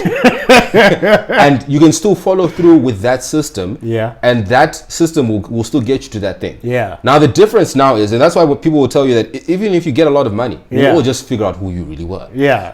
So you so you find that now somebody who is and this is the weird thing. Someone who's broke, for instance, will say, no, this person is spiritually closer to Christ. There's no way they can be far away. I mean, he's suffering. But the thing is, this person has not followed the system. So whether it's the atheist, whether it's the Muslim, whether it's the Jew, all of them are following a certain system. Yeah, definitely. That's the only difference. And all you need to do is follow that system. Now, what God wants us to do is follow that system in a dignified and ethical manner. Yeah, true. That's the difference that we're supposed to be doing. And through that, we allow ourselves to not only get what we need to get, but also sustain it. Because it's one thing to be able to get that $1 million US dollars. It's another thing to be able to be that person that says, I've now got $1 million US dollars, I can now make 10. I've got 10, I can now make. You need to be able to sustain it, because there will be times where I believe that you might that might disappear out of a mistake that you might have made. And if you don't have, back to that what you said, and I love that that phrase, back to that mental state. If you don't have that mental state of being a millionaire, then there's no way, regardless, because you find that what we do with our mental states is that if we drop below a certain rand amount, we'll find a way to get there. Yeah. If we get too above it, Yeah. we'll find a way to get back down. Exactly. So it all comes down to that mental state of saying that I've got to find a system to consistently upgrade my mental state, but also as I progress, let me do so in such a way that I'm leading with love and I'm not hurting people around me. Yeah, 100%. And also, it talks about the whole thing of progression. What I've learned about failure is it's subtle. Yeah. Failure is subtle. I mean, people like saying a failure. I think it's a few errors in judgment repeated every day. Like you don't wake up in debt. You don't wake up out of a relationship. You don't wake up broke. You don't just wake up. It's like, what were you doing every single day for you to get to a point where now you are broke, or now you're destitute, or now now you hurt. So like that's the thing. Like or you over the weight that you wish for yourself. Failure is subtle. It's some things that you have to do every single day. And now the wisdom is learning early what things that you should be doing right. And the best way for you to learn that is through experience, but other people's experience. So how have you learned from other people's experience for you to avoid failing unnecessarily? There's necessary failures for you to learn, but failing unnecessarily. You can't avoid those ones. You can't avoid those. No, the and just to ride on that same wave, you find that as human beings, we can be terrible listeners, but one of the things that we are really, really phenomenal at is imitating. You put me in a room with millionaires, eventually, give me a year or so, I will have to. You have to, yeah. It's inevitable. So coming back to what you're saying, and that's why I like what you talk about when you say, or when you ask the who have you been looking at to say what mistakes are people making out there, so we don't repeat them.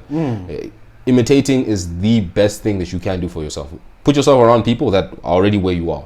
So the person that for me that I've been watching closely, that I just, there's so much energy that I get from them, is Eric Thomas. E.T. Yeah, E.T., the hip hop preacher. The first time I heard that guy, a speech from that guy was, I think, in 2007 or something like that. Or 2009 or 2010. Yeah. And that was a speech he did in 2004.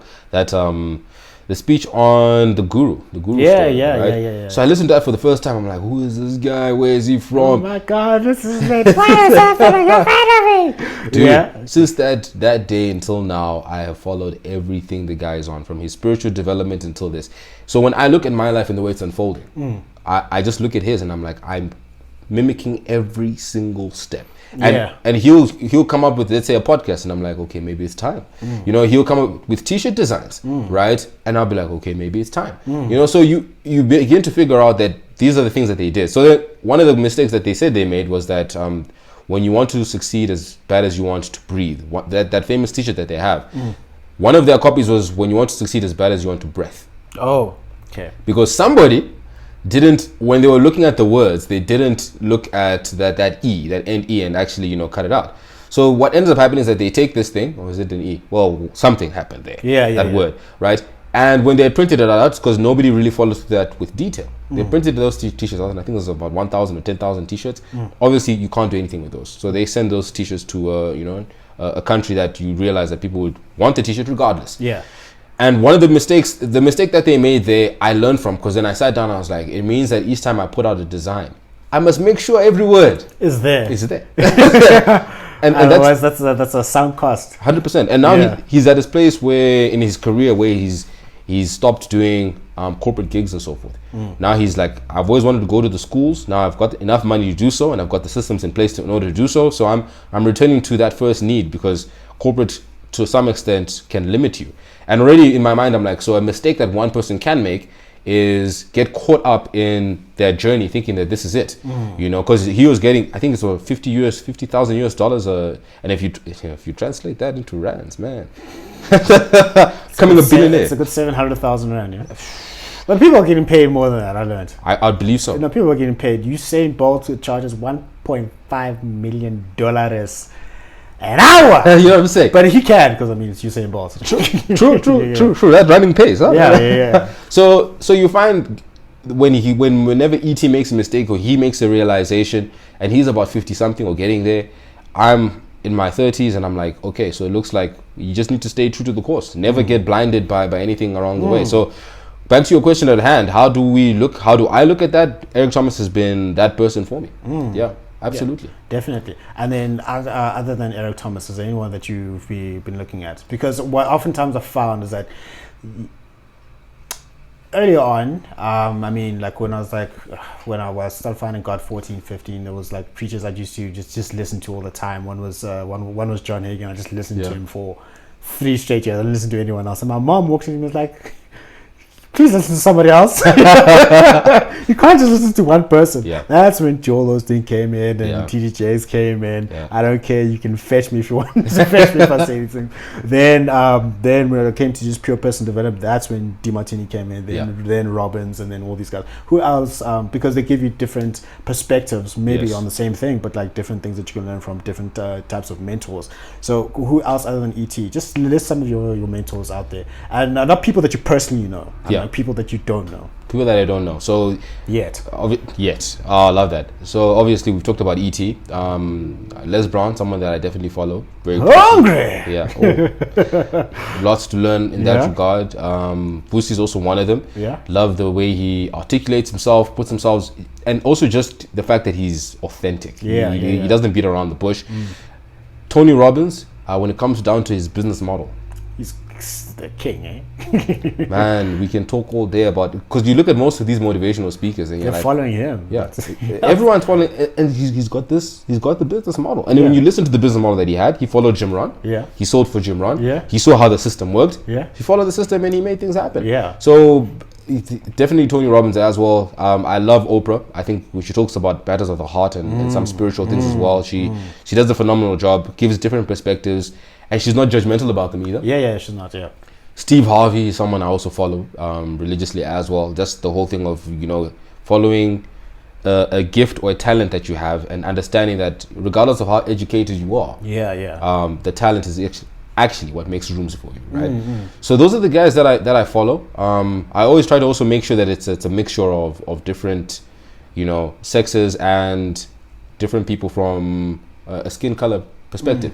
Because one of the things I've also realized is that at the end of the day, it's got nothing to do with your skin color, but it's got everything to do with the way you view the world. And if I can understand why you view the world that way, and you, my context begins to change. Definitely. So those are some of the people. Who are the people that you've been following? I've been following. Jeez. I don't know. This great guy who's up and coming. I don't know if you've heard of him. Grant Senzani. He's amazing, bro. He's amazing. Who have I been following? My man. And I've got a story for you around that of how I first heard about you. But let's go. Okay. No, just make a note about that story. About first time. Me. Amen. Now, for me, okay, so I don't, and this is us fanboying, so I don't start for every book that I'm going to write from now until Jesus. Yes, is always going to mention Dr. John DeMartini. Yeah, and he's a guy that I honestly wish I started when I started having like awakening, like my life is looking a lot more when I was 13, 14. I wish I came across him more because he gives such a balanced view of everything. So when he talks about values and he talks about wealth. And the way he's a nerd. The guy has written thousands of books, published hundreds of books, and just the way that he speaks and his story. And he's humble. Like, he's the most advanced human being I've met. I mean, like, and also he doesn't have a celebrity spirit about him. Yeah. That celebrity spirit is like, I'm on this pedestal, but I don't want to give you the time of day. You go to his talks. He's like, when he's signing books at the back, he'll take pictures with you. He'll sign your book. He'll promote your book. And I did, my man. I'm gonna open for Dr. John, and then he'll open for me one day. Yeah. So what happened? I remember the first time I met him was in 2014. I was going to these seminars, and then he was talking about the 6 steps to building wealth. Yeah. I'm like, okay, I'm gonna master this one day, but let me spend all my money now. So I went to the back. I had my personal development book, and then I was like, hey, Dr. Jones, I've got this video on YouTube where like he leaves me a personal message. Yeah. So be careful who speaks into your ear, because like what they speak into your life, the great things are going to happen or bad things are going to happen depending on who speaks into your life. Yeah. So then he wrote a note at the back of my book is like, "Dear Njabulo, welcome to leadership. Signed, Dr. John DeMartini." I was like, why So then I went in so after that, so then like I was there with my brother, and we got a whole lot of all his, like as many of his CDs, and listened to them in my car and all these things. Then I think the next time, every time he has a talk, I'm there. Then I went and I went to one of his breakthrough experience.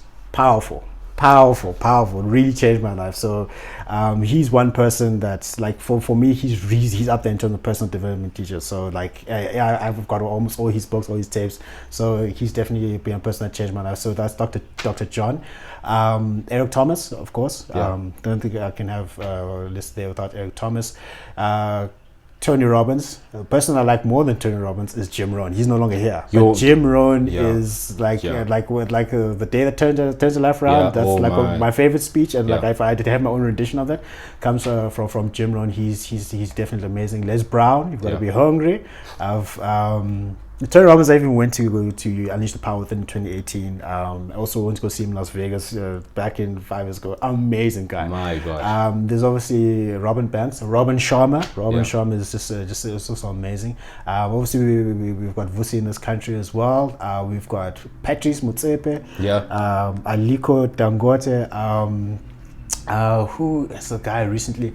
I found out about this guy, Gary V. Yes, Gary V. Gary V. That guy's anti The Secret, you know. It's like it's all about hustle and about pushing, and he's high energy, and he just doesn't really mince his words. So those are some of the cohorts of people that I've been following. From an author perspective, Robert Greene. The author of 48 Laws of Power. Your writing now makes a lot more sense. Definitely, because he's like short and straight to the point. Yes. So that's like, he'll tell a story, he'll make a point. I'm like, I sort of say, and he's like, he reads history. I'm also a big fan of history. Very detail orientated. He is a detail orientated individual. So Robert Greene, Malcolm Gladwell. Boss, like boss as well. James Patterson. I don't know if you know of James Patterson. Yes, I've heard of his books, but he's not a motivational speaker. He's just pure an author. Like I'm not just a home, but he's an author.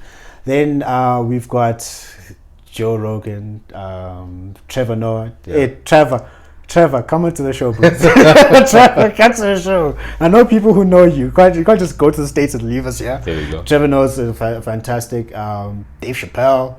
I can go off the list, but in terms of from like a speaking and interviewing perspective, Oprah Winfrey is definitely up there. She's a fantastic communicator. So those are some of the people that I look up to, and then if I'm just looking just business and just pure business and DJing. Black Coffee has definitely been murdering the game for a while now. I mean, he built his career steadily over 20 years, and just how he's able to do it is just something. And the guy is strong in his mind. That's one thing that people don't understand about Black Coffee. He's really, really strong in his mind, because I mean, like, he's got a disability. He DJs with one arm, but it's like, doesn't matter, I'm going to run this world, and he's basically running the world of DJing in the country. So those are some of the people that I look up to. But like one thing I want to get your take on is, because you're gonna make it, you have $1 billion, then we've got this thing called cancel culture that comes in. I don't know if you've heard of cancel. Weird enough, and maybe it was the universe speaking as well.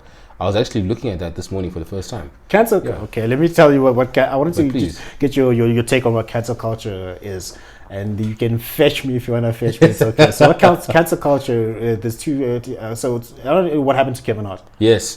Go back into the past. Yeah, go back into the past and pull out tweets from, or whatever it is that you said 10 years ago. But you're a different person now, so I'm going to crucify you for what happened back then. So whatever it is that you tweet, whatever it is that you say, will sometimes we can twist it and just like make sure that you win and you'll never work again because of what you once were. And my issue with that is that saying, okay, Grant said this 10 years ago.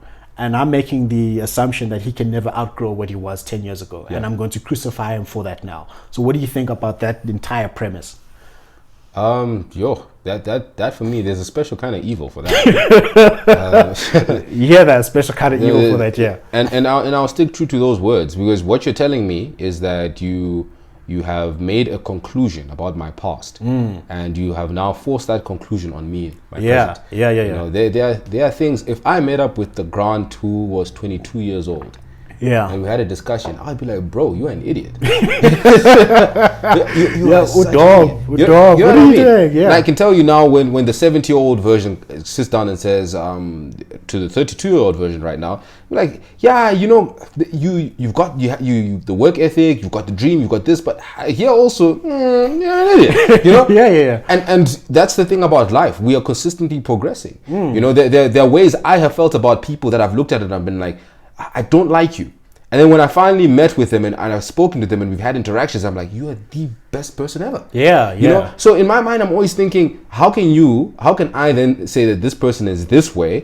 And then conclude those remarks and then force them on somebody. You know, it's fine if you conclude those remarks by yourself. But now you want to force them on me. Why would you do that? You know, and what gives you the authority to do that as well? So I just think there's a lot of overstepping that those people do. If they decide to come fetch me, that's fine. I've cancelled you as well. You know, but you'll never work again, Grant. It's wrong. But I also understand that there's a certain element of we need to understand who people were in the past as well.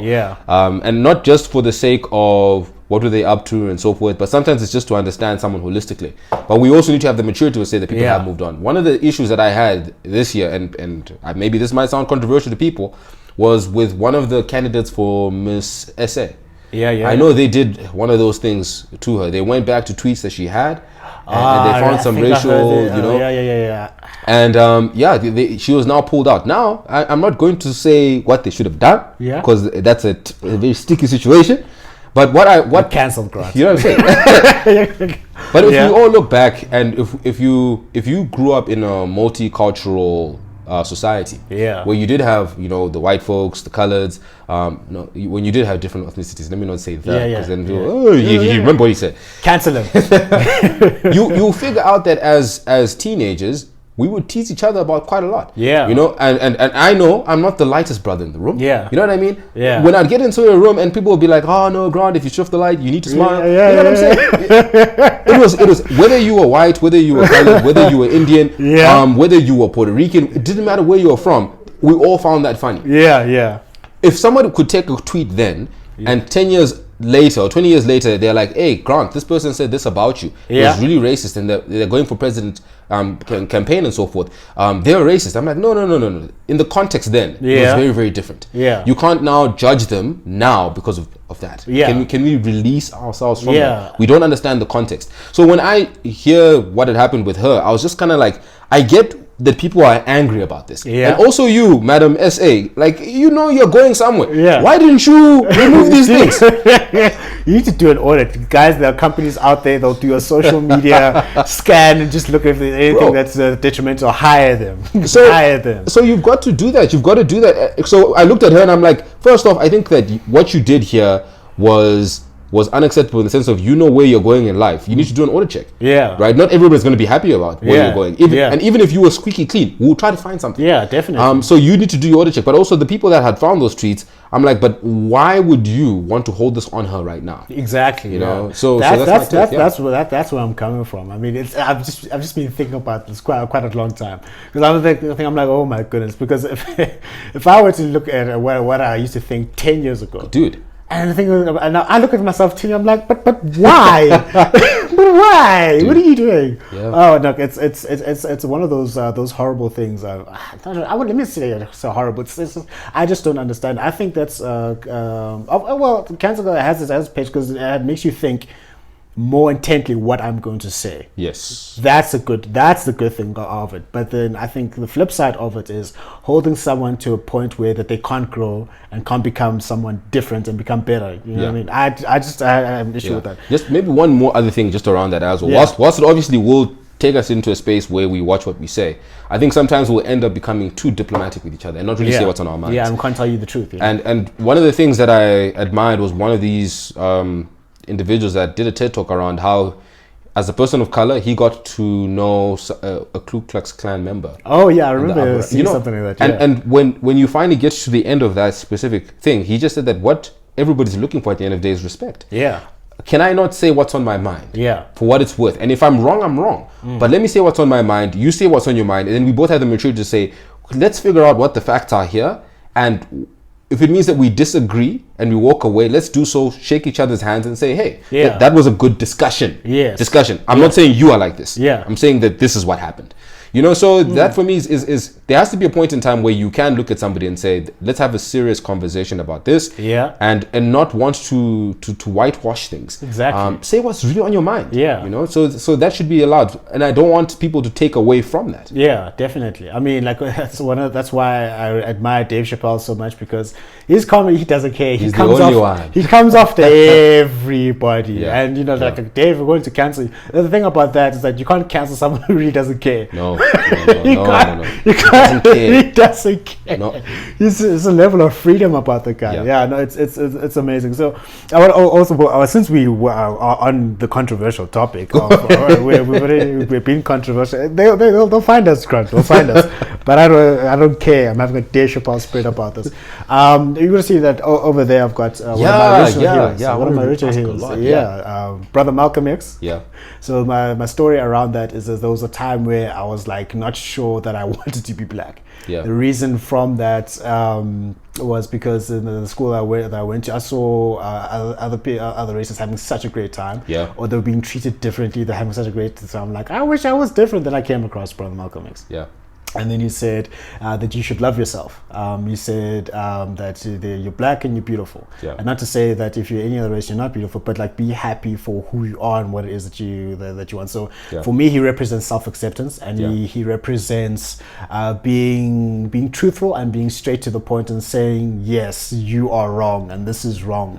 So I want to get your take. What is your message around self-acceptance and accepting yourself and not trying to be somebody else?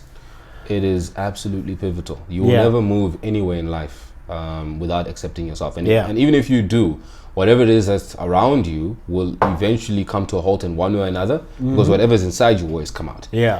So I like what you had put across, and I'm guessing you also grew up in multicultural schools and stuff definitely. like that as well. Yeah.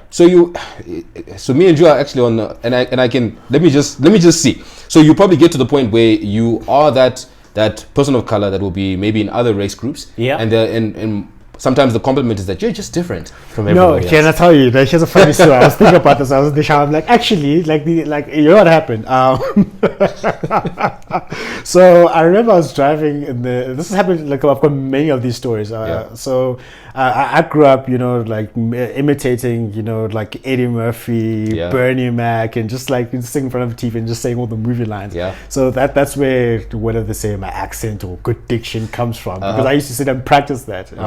Then I'll be driving and finally they'll be like, "You've got a nice accent." I'm like, "What is this? What do you mean, ma'am?" It's like, "You speak well." I'm like, what does you speak well mean? What does that mean? How am I supposed to sound? Actually, like, what's your preconception? How am I supposed to sound? How am I supposed to act?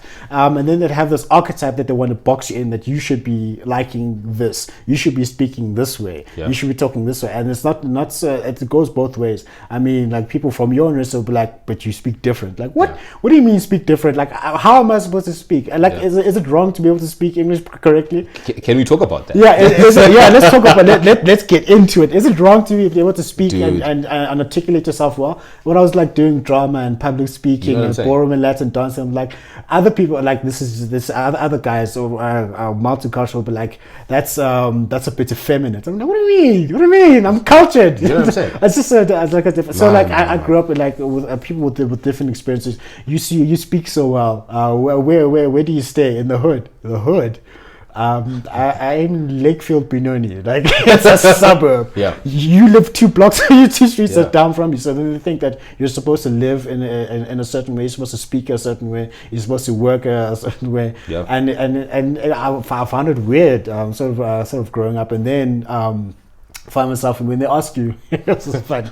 When they ask you, "So what are you doing for the holidays?" Sarah will get up and say, "I'm going to Umhlanga Rocks," or Umhlanga Rocks. Sorry, saying it the way that they say it.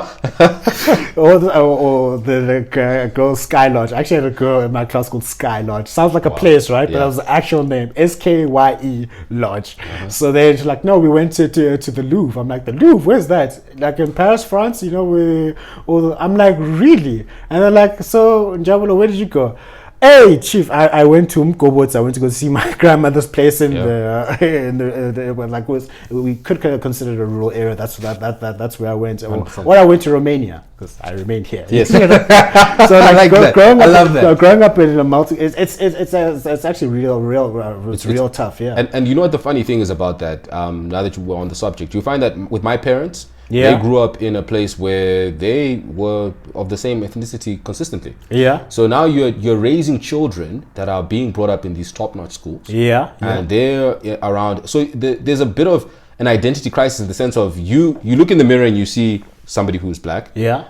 You go to fellow black individuals and they're like, you're not really one of us. Yeah. You go to a white circle and they're like, you're not really one of us. Yeah. So you're in that middle, in between, consistent. What do you do? You know what I'm saying? Yeah. So you're like, where is my, and that's where Malcolm X comes into play to say that you've got to understand at the end of the day, you've got to accept yourself for who you are. Yes. And all the nitty gritties of who you are. Yeah. Because if you don't, you'll then say, how do I fall into these stereotypes that people have put? And when you finally fall into the stereotypes, you're like, okay, finally I'm here. And you realize that one day or another, you're like, actually, I'm not really part and parcel of this. Yeah, definitely. So for me is actually pivotal, that you've got to be in a space where you have accepted yourself for everything that you are. And I also think that you need to accept that we are collages at the end of the day. Yeah, definitely. We are bits and pieces of a lot of things. Definitely. You know, so when someone says that, well, that's not really the black thing to do, I'm kind of like, when did you define what blackness is? Who are these authorities? Who are them? Can I have their number and email so we can have a discussion about this? I mean, for example, like I play tennis. Yep. Wow. Okay. All right. Yeah, I can see how you can get in trouble for that. Yeah. Exactly. I play tennis. Soccer, no. But I play tennis. Yeah, like provincial level. I also had. Say what? Yeah, but it was tough in the beginning, but it was tough in the beginning. I put it like in tennis, when you lose. You don't just lose in tennis. Yeah. You get rinsed. Yeah. We went to Sun City this one time on a tennis tour. We got creamed. After that, the next year, that's when we went to the Eastern Tennis League. I'm like, yes, I'm in. But I didn't know that about you. I'm still in awe, but yes, please continue. Yeah, so I play tennis. That's why I'm a big fan of Rafael Nadal, Roger Federer, and all that. Rafael Nadal is the best tennis player of all time. I don't care what anybody else says. Oh, you Federer fans, I don't care. Rafael Nadal, vamos Rafa, get you on the show. Anyway, so I play tennis, and then I'm like, that's two things. Like, that's not a man sport. Number one, I'm like, first of all, I don't know what a man sport is. They haven't even tried that. They're like rugby, hockey, football. That's masculine. Then they're like, that's not necessarily a black thing to do. I'm like, you're in a league of your own, bro. I'm in a league of my own. I'm like, but like, who says that? Yeah, I'm not out. And if you go do drama, they're like, you do public speaking. What else are we supposed to do? Like, that's the thing. It's like these stereotypes. No, and it's dangerous stuff. It's absolutely dangerous stuff. I remember when I was in high school. The white guys, they used to call the motorbikers.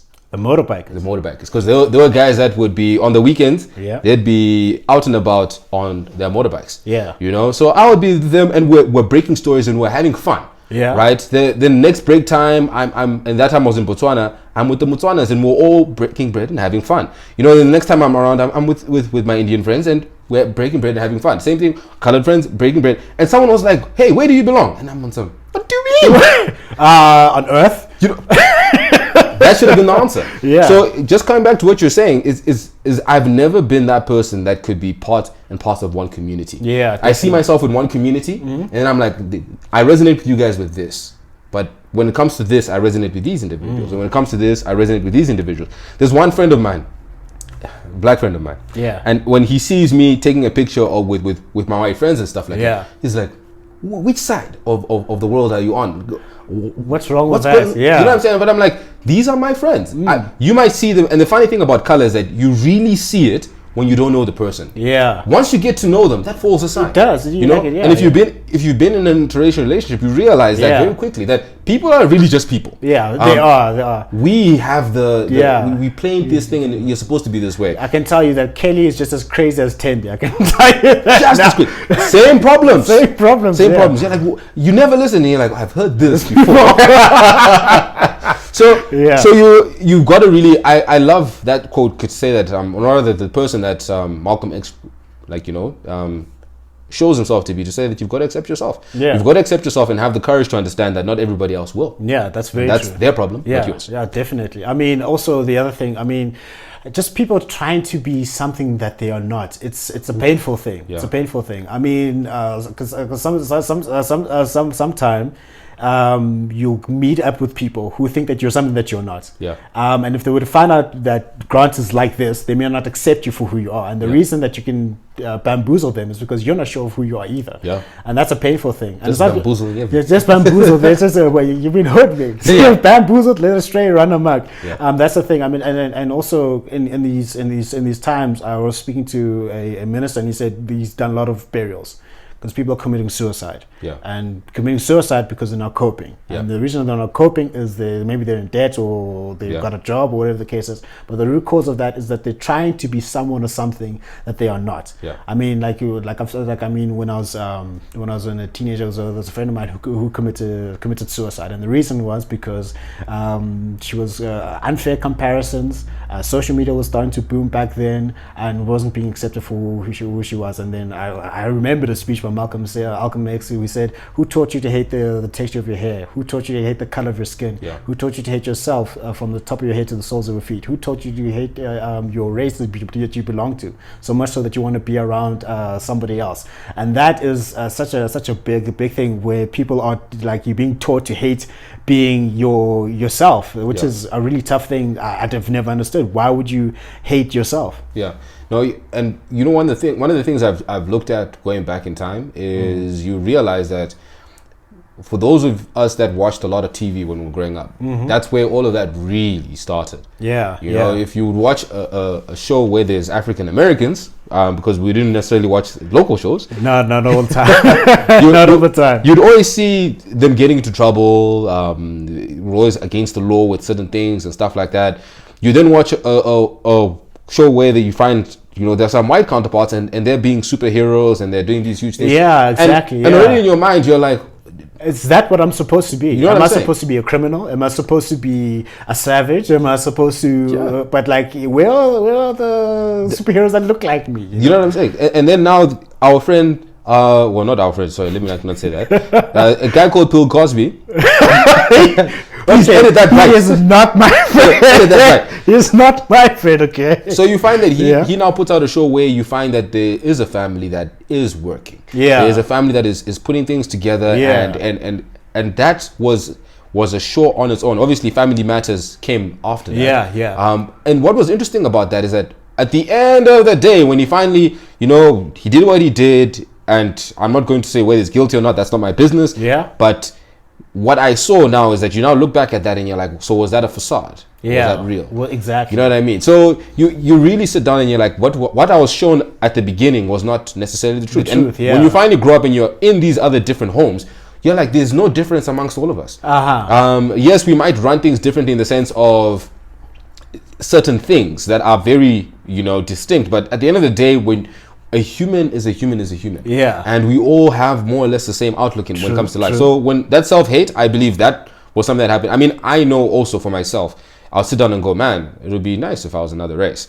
But given the chance, and I say this proudly, given the chance, if I were to come back as any other race, any other sex, I'd still be exactly the same person. Exactly, definitely. I've accepted it. Yeah, it's actually it's nice being black. Eh? I kid you not. It is fantastic. There are some privileges. Yeah, there are some privileges. There are times, and I know you're going to jump into the next thing, but there are times when I know when I'm walking down a street, and maybe it's early in the morning, and I'm doing my exercise, I'm just walking down the street. Yeah. Somebody, if I just put my shoulders forward, and I have that mean mug, somebody's moving the road.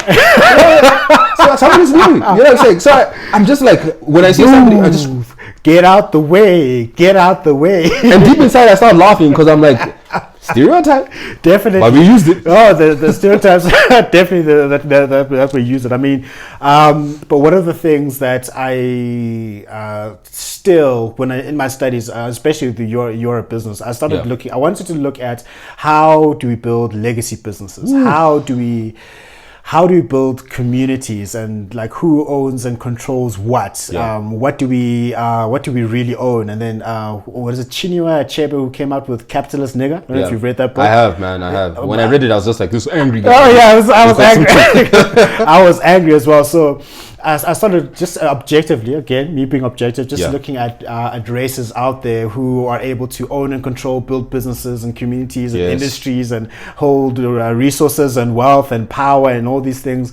Then I looked at our people, and then I looked at other people, and I was like, there's something really wrong here. Something is really wrong at a holistic level. I'm not talking about an individual level. You've got individuals who have got the mindset, able to build country. Not even by country. I'm just talking about like you as a person. Like you become a billionaire, and you're black. Fine, fantastic, you've made it. I'm talking about wholesale. As a people. The Jewish nation, there's not a single Jewish person like who can say who's destitute. I'm not saying not rich, but like destitute. Because you know that, let's say I'm a Jew now, and I went and I'm done. I can go back to Israel, and I will get full citizenship. I will get a job, and I'm sorted. That's a real life Wakanda. That is. Hey, you're making me angry. That's a real life Wakanda. So I started to look, and I'm like, what is it that we are getting wrong, as black people?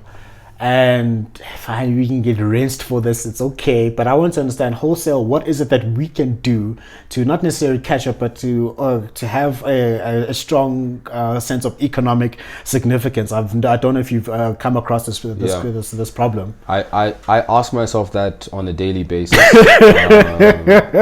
I really do. And what it's come down to me is understanding how our actions have a bearing when it comes to longevity. You know, so I'm in a unique space where now, before I would run this whole author coaching process by myself, coach the person to write a book, edit it, get it done, and so forth. But now I've got a team, and team of 2 lady editors. Well, I work with ladies. Take it for what it is, cancel culture, and one that obviously designs the cover. Now I could do these things by myself, which means that if somebody says that here's 30K, I could take that all for myself. But now I have to means there's a bit of bitterness there, but now I have to split this into different places, and I have to pay this person and this person and this person. Now you find that I've taken money from somebody, I've made sure that I've distributed it amongst people of my race, and what happens is that now I'm like, guys, what I'm now perpetuating is that you can have an idea, you can get paid for it, and you can run money within a certain circle, right? And then what they need to do, in my mind, is that you need to take that money and say, okay, great, now that somebody has paid for my talent, who else can I pay that's also of my color, and how do we make this money begin to start circulating between us? And that's long-term thinking. Now the thing with individuals is that we don't have, I feel sometimes you don't have the patience for individuals. The first time I ever author coached for somebody, I can tell you now, I didn't know what the hell I was doing. The only difference was that I had written a book, so obviously you have that thing of, I've written a book, so therefore I know what I'm doing. You know, but you've got to be able to have the talent of teaching it, and that's something different. That's why Michael Jordan, great player, but he couldn't win without that added factor. You can't. So you find that now, I'm in that space where you now sit down and you're like, I see what the problem here is. The problem here is that we don't have patience with ourselves, and we will go buy a product that's already been finely made. But if you look at the origin of that product, it's exactly the same. So I have the privilege of also working, or have worked, with a Jewish organization, right? And you'll find that it's not that, and I'm not talking about Jews in total, I'm just talking about this specific organization. It's not that they have everything figured out. It's just that they're willing to make the mistakes, and the people that they do business with are willing to accept them. And not accept them in the sense of, it's fine. It's more like, I'm going to complain about it, but I'll see you next week and I'll buy the same thing. Exactly. You know what I mean? So for instance, now with the t-shirts, for instance, same thing. If someone says, like, Grant, your t-shirts are whack, right? But has bought them. If you haven't bought them and you say that, whack, I don't care. Buy them. Buy them first. Buy these t-shirts first. Your t-shirts are whack. You should do this. I'm more likely to listen to that person. Yeah. Create a better product because the honest truth is that your customer actually leads you to prosperity. Yeah. If we have to be honest about that. Yeah. So it's having that type of patience. So the first person that allowed me to obviously do this was Leanda at that point in time. She's like, please teach me how to write a book. I'm like, I want to go and speak and life coach. She's like, no, teach me how to write a book. So I taught her. Then all of a sudden everyone's like, wait, so you do this? And I'm like, well, I guess I do. Yeah, of course I do. And you just and then looks down like, hey, I know how to get my stuff together, you know. Only in your room though. You're yeah. So here's the thing. I heard current CEO that I'm working with now. Do you know what he said? He said, hey, here we bite off more than we can chew, and we chew like hell. Hey, fast. Yeah, fast. There's a guy that I met up with at the beginning of July, and he was like, look, I'm gonna pay. No, I'm joking. Yeah. I was like, I'll pay you in full right now, and I want this book to be done by the end of the month. You know, and I'm like, right? So he's like, can you do it? Well, what do you think I would say? Write the book. Right? Yeah, yeah. Let's do it. So you find at the end of the day that there are people, you've got to get past the barrier of saying that I need to do something that far succeeds me. Yeah. Which means I have to be a bit selfless at the beginning.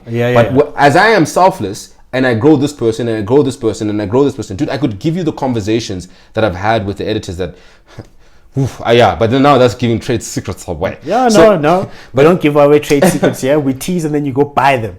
So you know for a fact, right, that what companies do is that they buy your talent, and they then obviously sell it at retail. Yeah.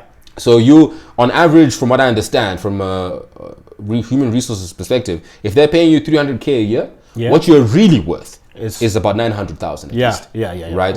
But you don't know that. Yeah. And even if you did know that extra 600K is not really yours because you don't know how to convert that. Yeah. Does that make sense? So someone mustn't go, I need 900,000. No. That's not your money. You don't know what to do with your talent. Yeah. So you find that now when you now send out quotes and stuff like that, that's all retail.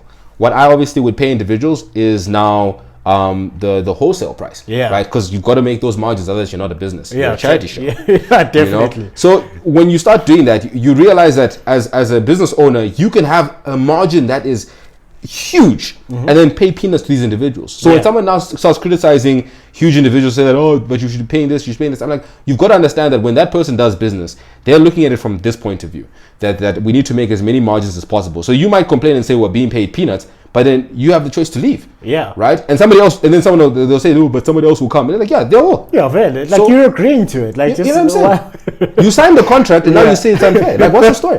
So there's that margin there. Bruh, hey, I get heated. There's that whole margin there. And then you take that margin and they use it. Sorry, I'm just laughing because this is so true. It is. It's very true. You know, so it comes down, everything comes down to that whole thing. So now here I am, I'm looking at this and I'm like, okay, cool. You know, Grant, you have to get to the place where you actually lower this margin that you're going to make, but ensure that these guys are taken care of. Now, can this person decide I'm going to leave? I don't care. Yeah, for sure. But as a person, I'm now, and that's where the Christian principles come into play. Yeah. I'm now like, no, but I need to be in a space where I'm giving back in the sense of, you need to charge X amount, and you're not only going to be with me as an editor. We need to get you in a space where you can edit for different individuals. So every book that obviously goes out will have the editor's name, will have the cover person's name, and that allows me to start saying, now this is how you need to build yourself. Because one of the things I've realized is that we're not also giving the tools. You know, so in my mind, when it comes to our communities, we need to sit down and say, number one, guys, we need to understand that we're going to have to take this 100 Rand note and we're going to have to divide it even more. Yeah. But we need to remember that as that 100 Rand, if it's with you and only with you, you can get you'll get to your 100 Rand very fast. Yeah. But at the end of the day, with this long journey called life, sooner or later that's going to bite you. Yeah, definitely. That's why you find that when I now start talking to individuals and I'm now paying different individuals, what ends up happening at the end of the day is that all of these guys will come and say, hey, Grant, have you thought of this? And now all of a sudden I'm thinking much further than I would by myself. Definitely. So that 30K would be nice now. But over the span of 2 years, 3 years, 5 years with a team, I go places. Yeah, definitely. And that's what I feel some other cultures have that other people do not have. Do they make mistakes? For sure. Of course they do. Have you not ordered something from another race and gone, this is not right? It's not, Yeah. But they'll have what they call a refund policy. Yeah. So please, they should. You know what I'm saying? Everybody makes mistakes. You're not circumventing that. But can we be patient with each other and grow each other? Yeah. In such a manner that when you do make a mistake, we then say, come here, we didn't like this, change this, and this, and then go for it. But people who are paying also, don't come here with, we don't want these opinions that don't move us.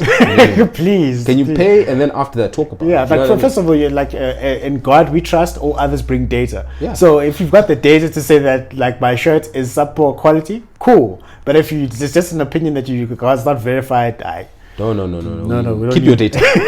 Keep your data. So that's what I believe. I think the problems is that we need a lot of patience. And we need to understand that for the amount of time that we need, and it's not even about catching up, because it comes back to that whole story of the talents. Yeah. Some people have 5, some people have 4, and you'd be surprised that we actually sit here and we've got 5. Yeah. But we can only see 1. Yeah, You know, definitely. but we need to start there and say that this is the one talent we have. How can we distribute it Yeah. properly, and then keep growing and keep growing, keep growing. Yeah, keep growing higher and higher. Yeah. There's no way around it. Yeah, definitely. Yeah, but like it's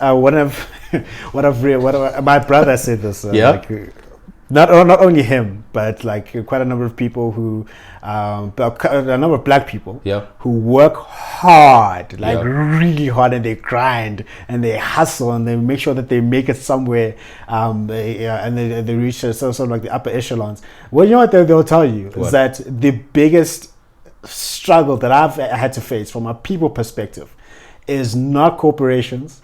It is not haters, but it is my own people. It's true. It is me. It's true. It is our own people, because they'll bring you down. Yeah. They'll criticize you, Yeah. and they say that just because you're working hard, you feel better. That you Yeah. feel better than us. And I was like, really? Yeah. No, that's a lie. And then, well, Bro. you figure out yourself, and I don't understand what that mindset is about. Yo. Why is that? Why does the mindset exist? Huh? I'm just of the opinion that at the end of the day, what happens with individuals is that you see this person rise. Yeah. Now the thing is, Jabulo, when you write a book, Yeah.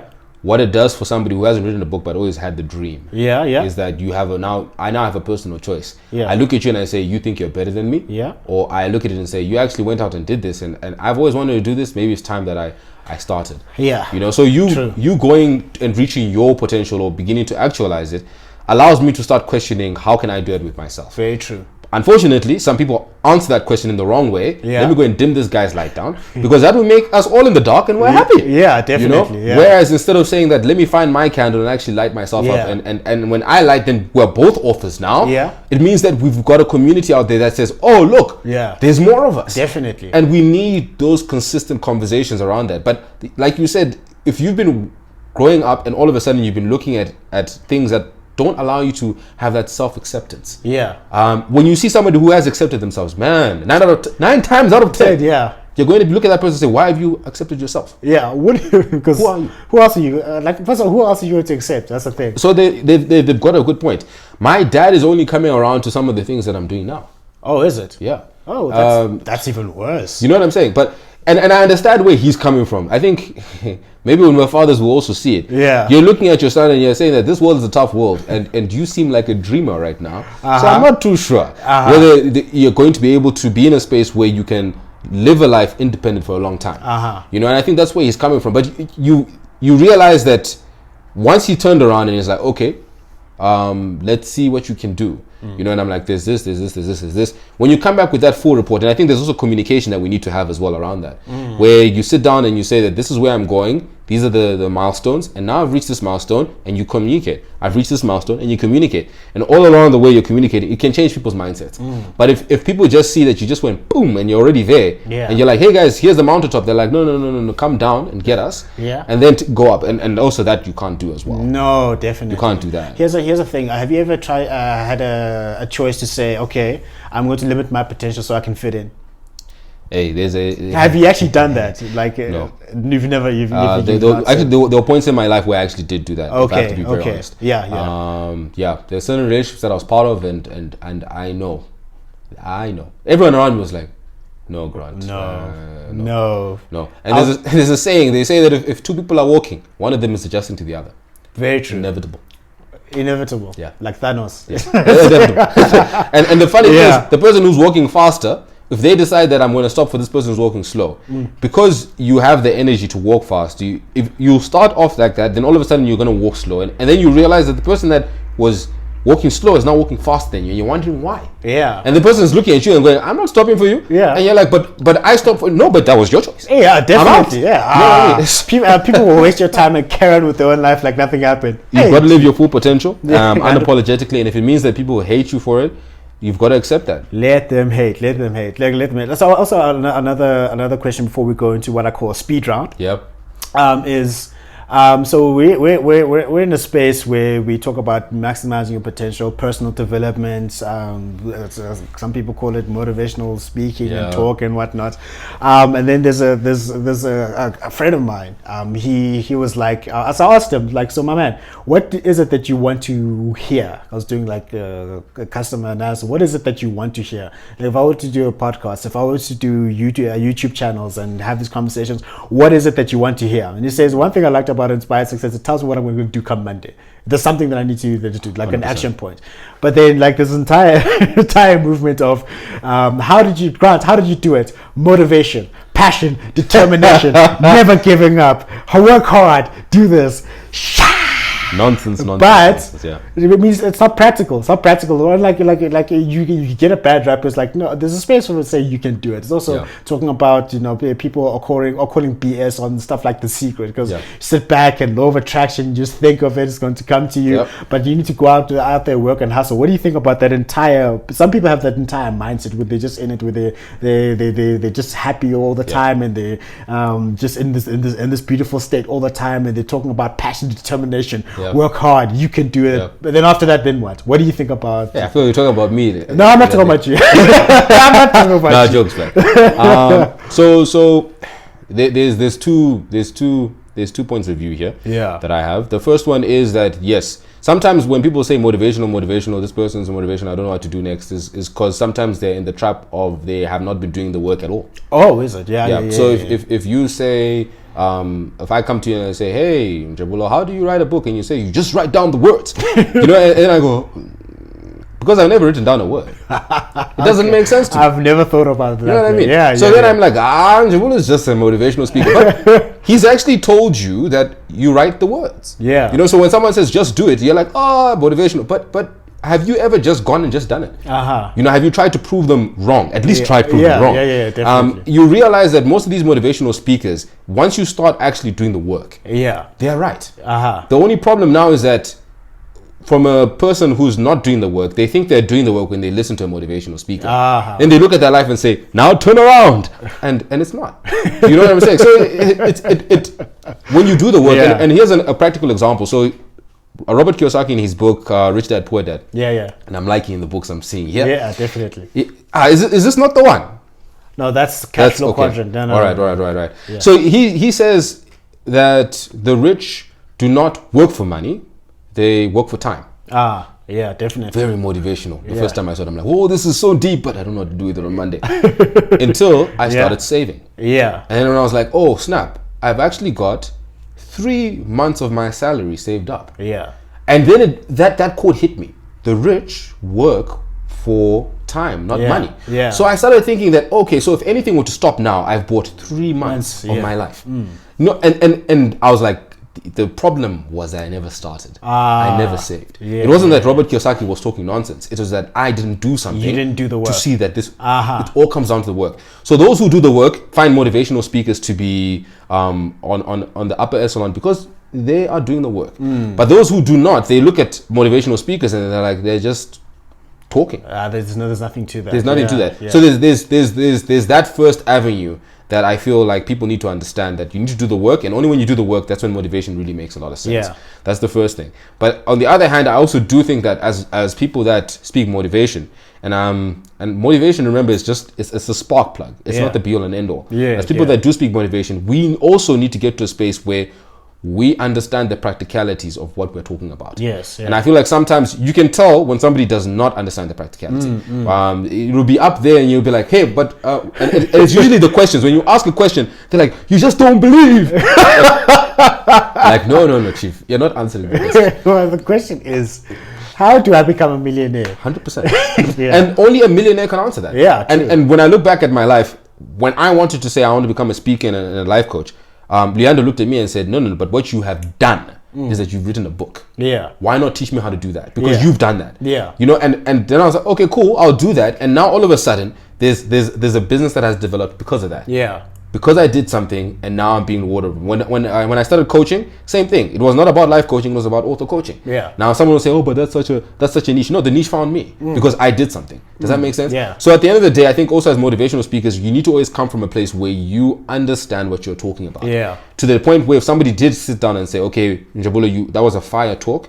I want you to now build a 12-month program where we'll go through this and I will then turn around my life." Yeah. Can you do that? Yeah. And if the answer to that is no, then you have not done the work Yeah, yet. You true. should know your work to the point and experienced it Yeah. to the point where you can teach someone how to do it. Exactly. And I can tell you off the back of my hand, when I listen to somebody, I can go, no. No, you don't know what you're talking about. Yeah, and maybe what's getting you out there is that you're in a space where the people around you have acknowledged you in that sense. Yeah. But that being said as well, I don't want to be too judgy either, because chances are I don't see the full picture Yeah. when it comes to them as well. So it's also trying to understand that. But yeah, to answer your question, two things. One, do the work, the motivation works. Oh, yeah. Right? Don't do the work, the motivation is appalling. Yeah. On the other hand, with a motivational speaker, please guys, like, let's just do our work behind our work and Yeah. actually make sure we know what we're talking about. Yeah, 100%. I agree. I mean, people are giving me a rinse and be like, yeah, what's up to you? This motivation and inspired stuff. What's wrong with you? I'm like, okay. It works. That's what I know. It works. It works. It works when you work. It works. It works when there you we go. work. It I'm gonna works when you tweet work. that. I'm gonna tweet You do that. It works when you work. Okay, cool. We've been here for 2 hours and 3 minutes. Felt like 20 minutes, eh? It does. It did, Felt like it 20 did, minutes. it did. So we're gonna go to a speed round where I'll say a word and then you tell me what you think about the word. Okay. Whether it's a one sentence or paragraph, whatever it is that you think. Okay, cool. Ready? Lionel Messi. Brilliant footballer. That guy paints that canvas with his feet. Is it? Yeah, definitely. Cristiano Ronaldo. Does the work. He does the work. He's hardworking. Yeah, Eh? technical abilities. That is somewhere else. If I have to compare the two, and I know I'm just supposed to say one thing, Yeah. if I'm supposed to compare the two, I believe that Messi had the talent and Yeah. he worked it. Yeah. Whereas Cristiano Ronaldo learnt the technicalities. Yeah. And he mastered. He must have, definitely. So who's the greatest footballer of all time? Give me your top 5, actually. Top five. Okay. In no particular order. Yeah, I know, because this is a hard one. Because they'll fetch you 10 years from now. I'm like, how could you put this in there? Okay, no. I'd have to say Pele. I'll Yeah. definitely put Ronaldinho there, one Yeah. of my favorite. Yeah. I'll put Messi there. I'll put Cristiano Ronaldo there. Who else? How could you not have Maradona there as well? How Nah, could- that was before my time. Before bruh. your time. I just heard Pele. I watched, and I think my dad was also a big fan. Oh, okay. So naturally, I was just like Pele. So when I saw him do his thing, I was like, actually, he is really that good. And maybe just a young guy that I really, really believe in. And I'm not a fan of the team. I don't like the team at all. Yeah. But Rashford definitely. Marcus Rashford. Yeah, he's I'm a big in fan. the worst team of all time. No, I'm kidding. Not the worst team. No, he I is, just he is, don't he is. like. Yeah, Marcus Rashford. He's actually quite good. Eh? Yes, That he's Martial kid is also quite. He's also booting. quite good. He's booting as well. Yeah. Christian Pulisic is like, yeah. Chelsea, please win today. Please win today. Cool. Like my top 5. Obviously, I have Messi, Ronaldo, Pele. Yeah. Zinedine Zidane, Brilliant. Maradona, and how could you not have Ronaldinho in there? Yeah. He used to do magic with his feet. It was Yeah. amazing.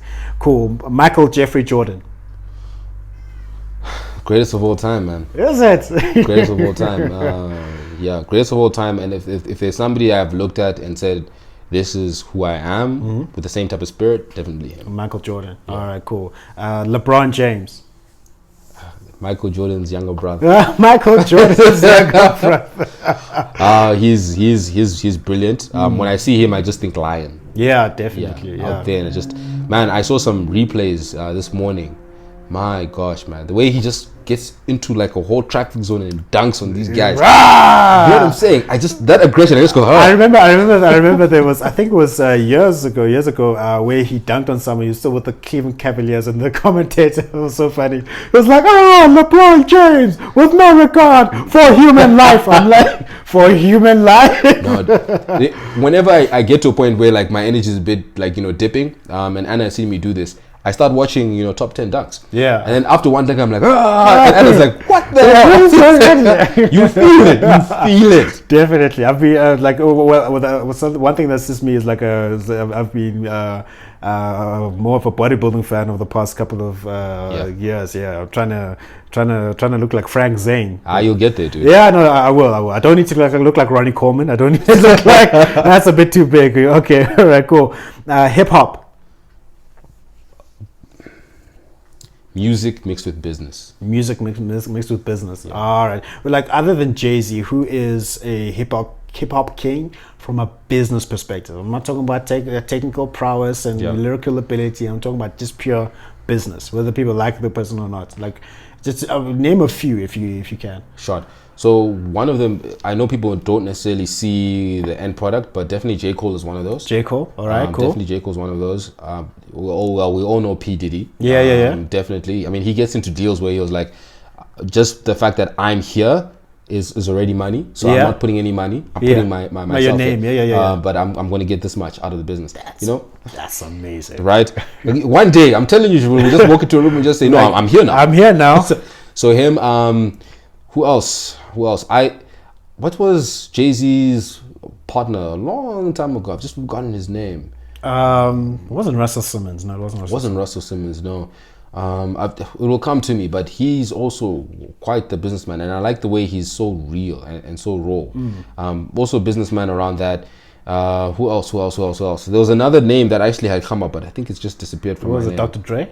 Dr. Dre's, oh my gosh, businessman galore. That guy. Yeah. That deal we made with Beats by Dre was just amazing. I'm like, what? 50 Cent. Oh, 50 yes, Cent. That was the name. Yeah. Definitely. And they all resemble for me one thing. There's this book by Jim Collins, Good to Great. Yeah.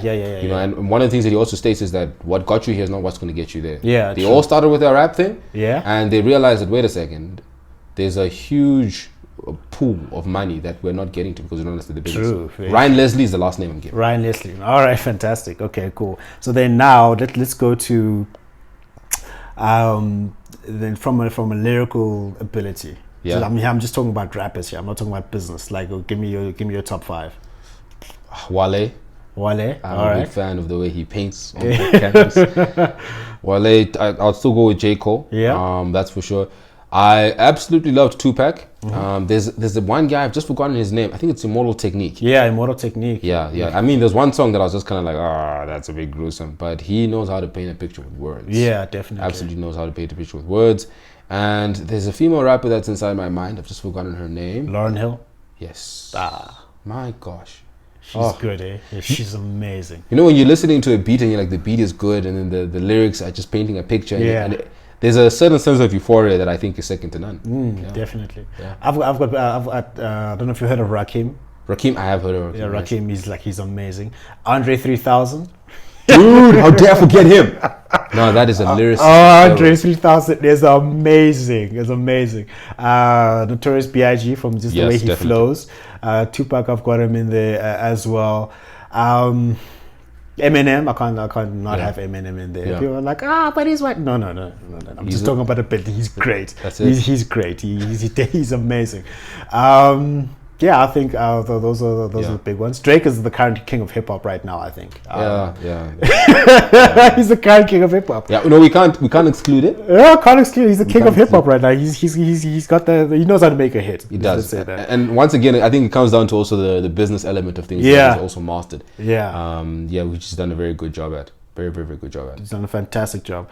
All right, cool. Africanness. Beauty. absolute beauty. Beauty and ingenuity, smartness. Yeah. Man, the list can go strong. Yeah. There's just so many positive words that I could use in that concern. Yeah, 100%. I mean, I had Alec last week, and he told me about his trips into Africa. I haven't been into Africa, and I think it's sacrilege that I haven't been. I've been to the States, I've been to South America, I've been to Europe, I've been to Asia, but I haven't been to Africa. I think I should start off by going to Kenya there. Yes. Sure. So, okay, the importance of economics. It's more important than breathing. The heresy. I'm joking. No, if you don't understand economics, you are the grave is much closer. Yeah. You've got to understand economics. Absolutely. Yeah. Cool. So like before I go into the last one of the speed round, you said there was a story about me you had to tell. So tell the story. Tell the story. Let me speak this truth into you. Bars. So here I am. I'm releasing the first book, and I meet up with a very strong speaker. She's in my Zoya. Zoya Mabuto. Yeah. Man, that is a speaker Zoya. now. You must come on the show. I'm gonna get you on the show. Yeah. Please. Yeah. So you find that she's like, I asked her, like, Zoya, can you please do a review for me? Yeah. And she's like, yeah, no, I will. I'm more than happy to. So as soon as she says yes, so I turn around and she turns around, and then she's like, wait, Grant. So I turn around, I'm like, is she gonna say no? What's she gonna say? She's like, have you met Njabulo Nkosi? And I'm like, no, I haven't met him. It's like, no, because he also had a book launch. I think you should get ideas from him. Yeah. Right. That time, the most I knew about you was Facebook. That's it. That's not a good place. Facebook is not a great place right now. Yeah. So she tells me that, and then I'm like, okay. So I see obviously the first book launch, and I know that she was part and parcel. Yeah. She did the interview section. Yeah. 100%. Then we're doing well in life. Yeah. Because I do it. Yeah. So I saw the thing, and I was just like, wow. I wonder who this guy is. So from there on out, you were just consistently on my radar. Consistently on my radar. I was just like, I need to understand what the hype is in concern with him. It was the same thing with another Toastmaster, but I'm not going to mention their name. Yeah. So in my mind, it was always, who's this guy that Zoya spoke highly about? So to sit in front of you right now, and I know I said it at everything I said at the book launch, because I think sometimes people say, oh, Grant, you are hyping because the situation calls for hype. Yeah. I'm a very genuine guy. Yeah. I don't say or give somebody props if I don't believe it. So to be at that book launch and see how far you've got, for me, I was just like, nah, man. When she told me that, that name was put into my spirit, and then a radar just started and saying, somewhere along the line, you guys will meet. Yeah. And boom. Here we are. Yeah, definitely. So that was the first time I heard your name. Yeah. Did my research, and I was just like, okay. Yeah. Yeah, I was thoroughly impressed, dude. Thoroughly impressed. So when the second book came out, I was just like, no, this guy has set you have almost set this thing or a certain type of standard. Some might look at it and go, oh, why would you? But I'm thinking of why can't we all be raised to that standard? Why can't we all begin to look at ourselves and say, what can I produce much better than anybody else? A lot of us get into Toastmasters in this case, and we learn how to speak, but we don't develop more than that. And here you are, breaking one barrier after the other, and I'm just looking at him like, why can't we all do that? So once your name was given to me at that point in time, it was always about of saying, okay, great, this guy is already light years ahead. I just need to meet him, understand his psyche and where he's coming from. Yeah, so now I'm like, oh, he's on my WhatsApp. Awesome. Fantastic. Yeah, definitely. Guys, you know how I do it? Passion, determination. No, I'm kidding. It's another one. It's another one. Definitely. It's a pleasure that I've met you as well. I'm also busy fanboying when I can fanboy over Grant Senzani. That's why he's the first official guest on my podcast. Like, imagine that. And then the last one in terms of the speed round is Malcolm X and Martin Luther King.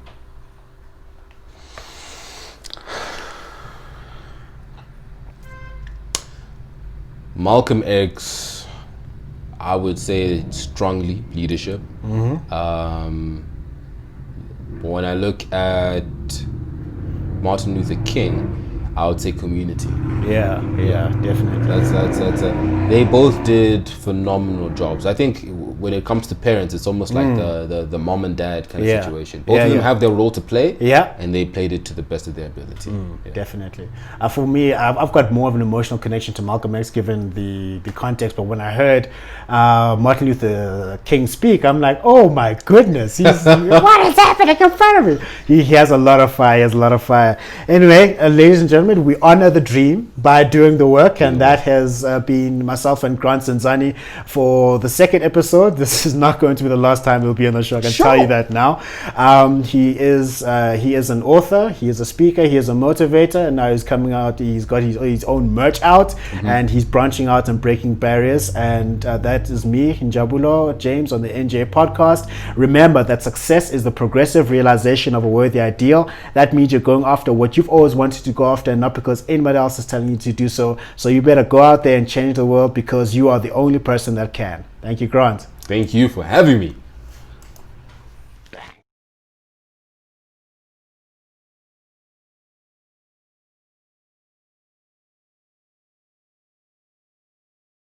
Success is the progressive realization of a worthy ideal. I'm gonna show you how great I am.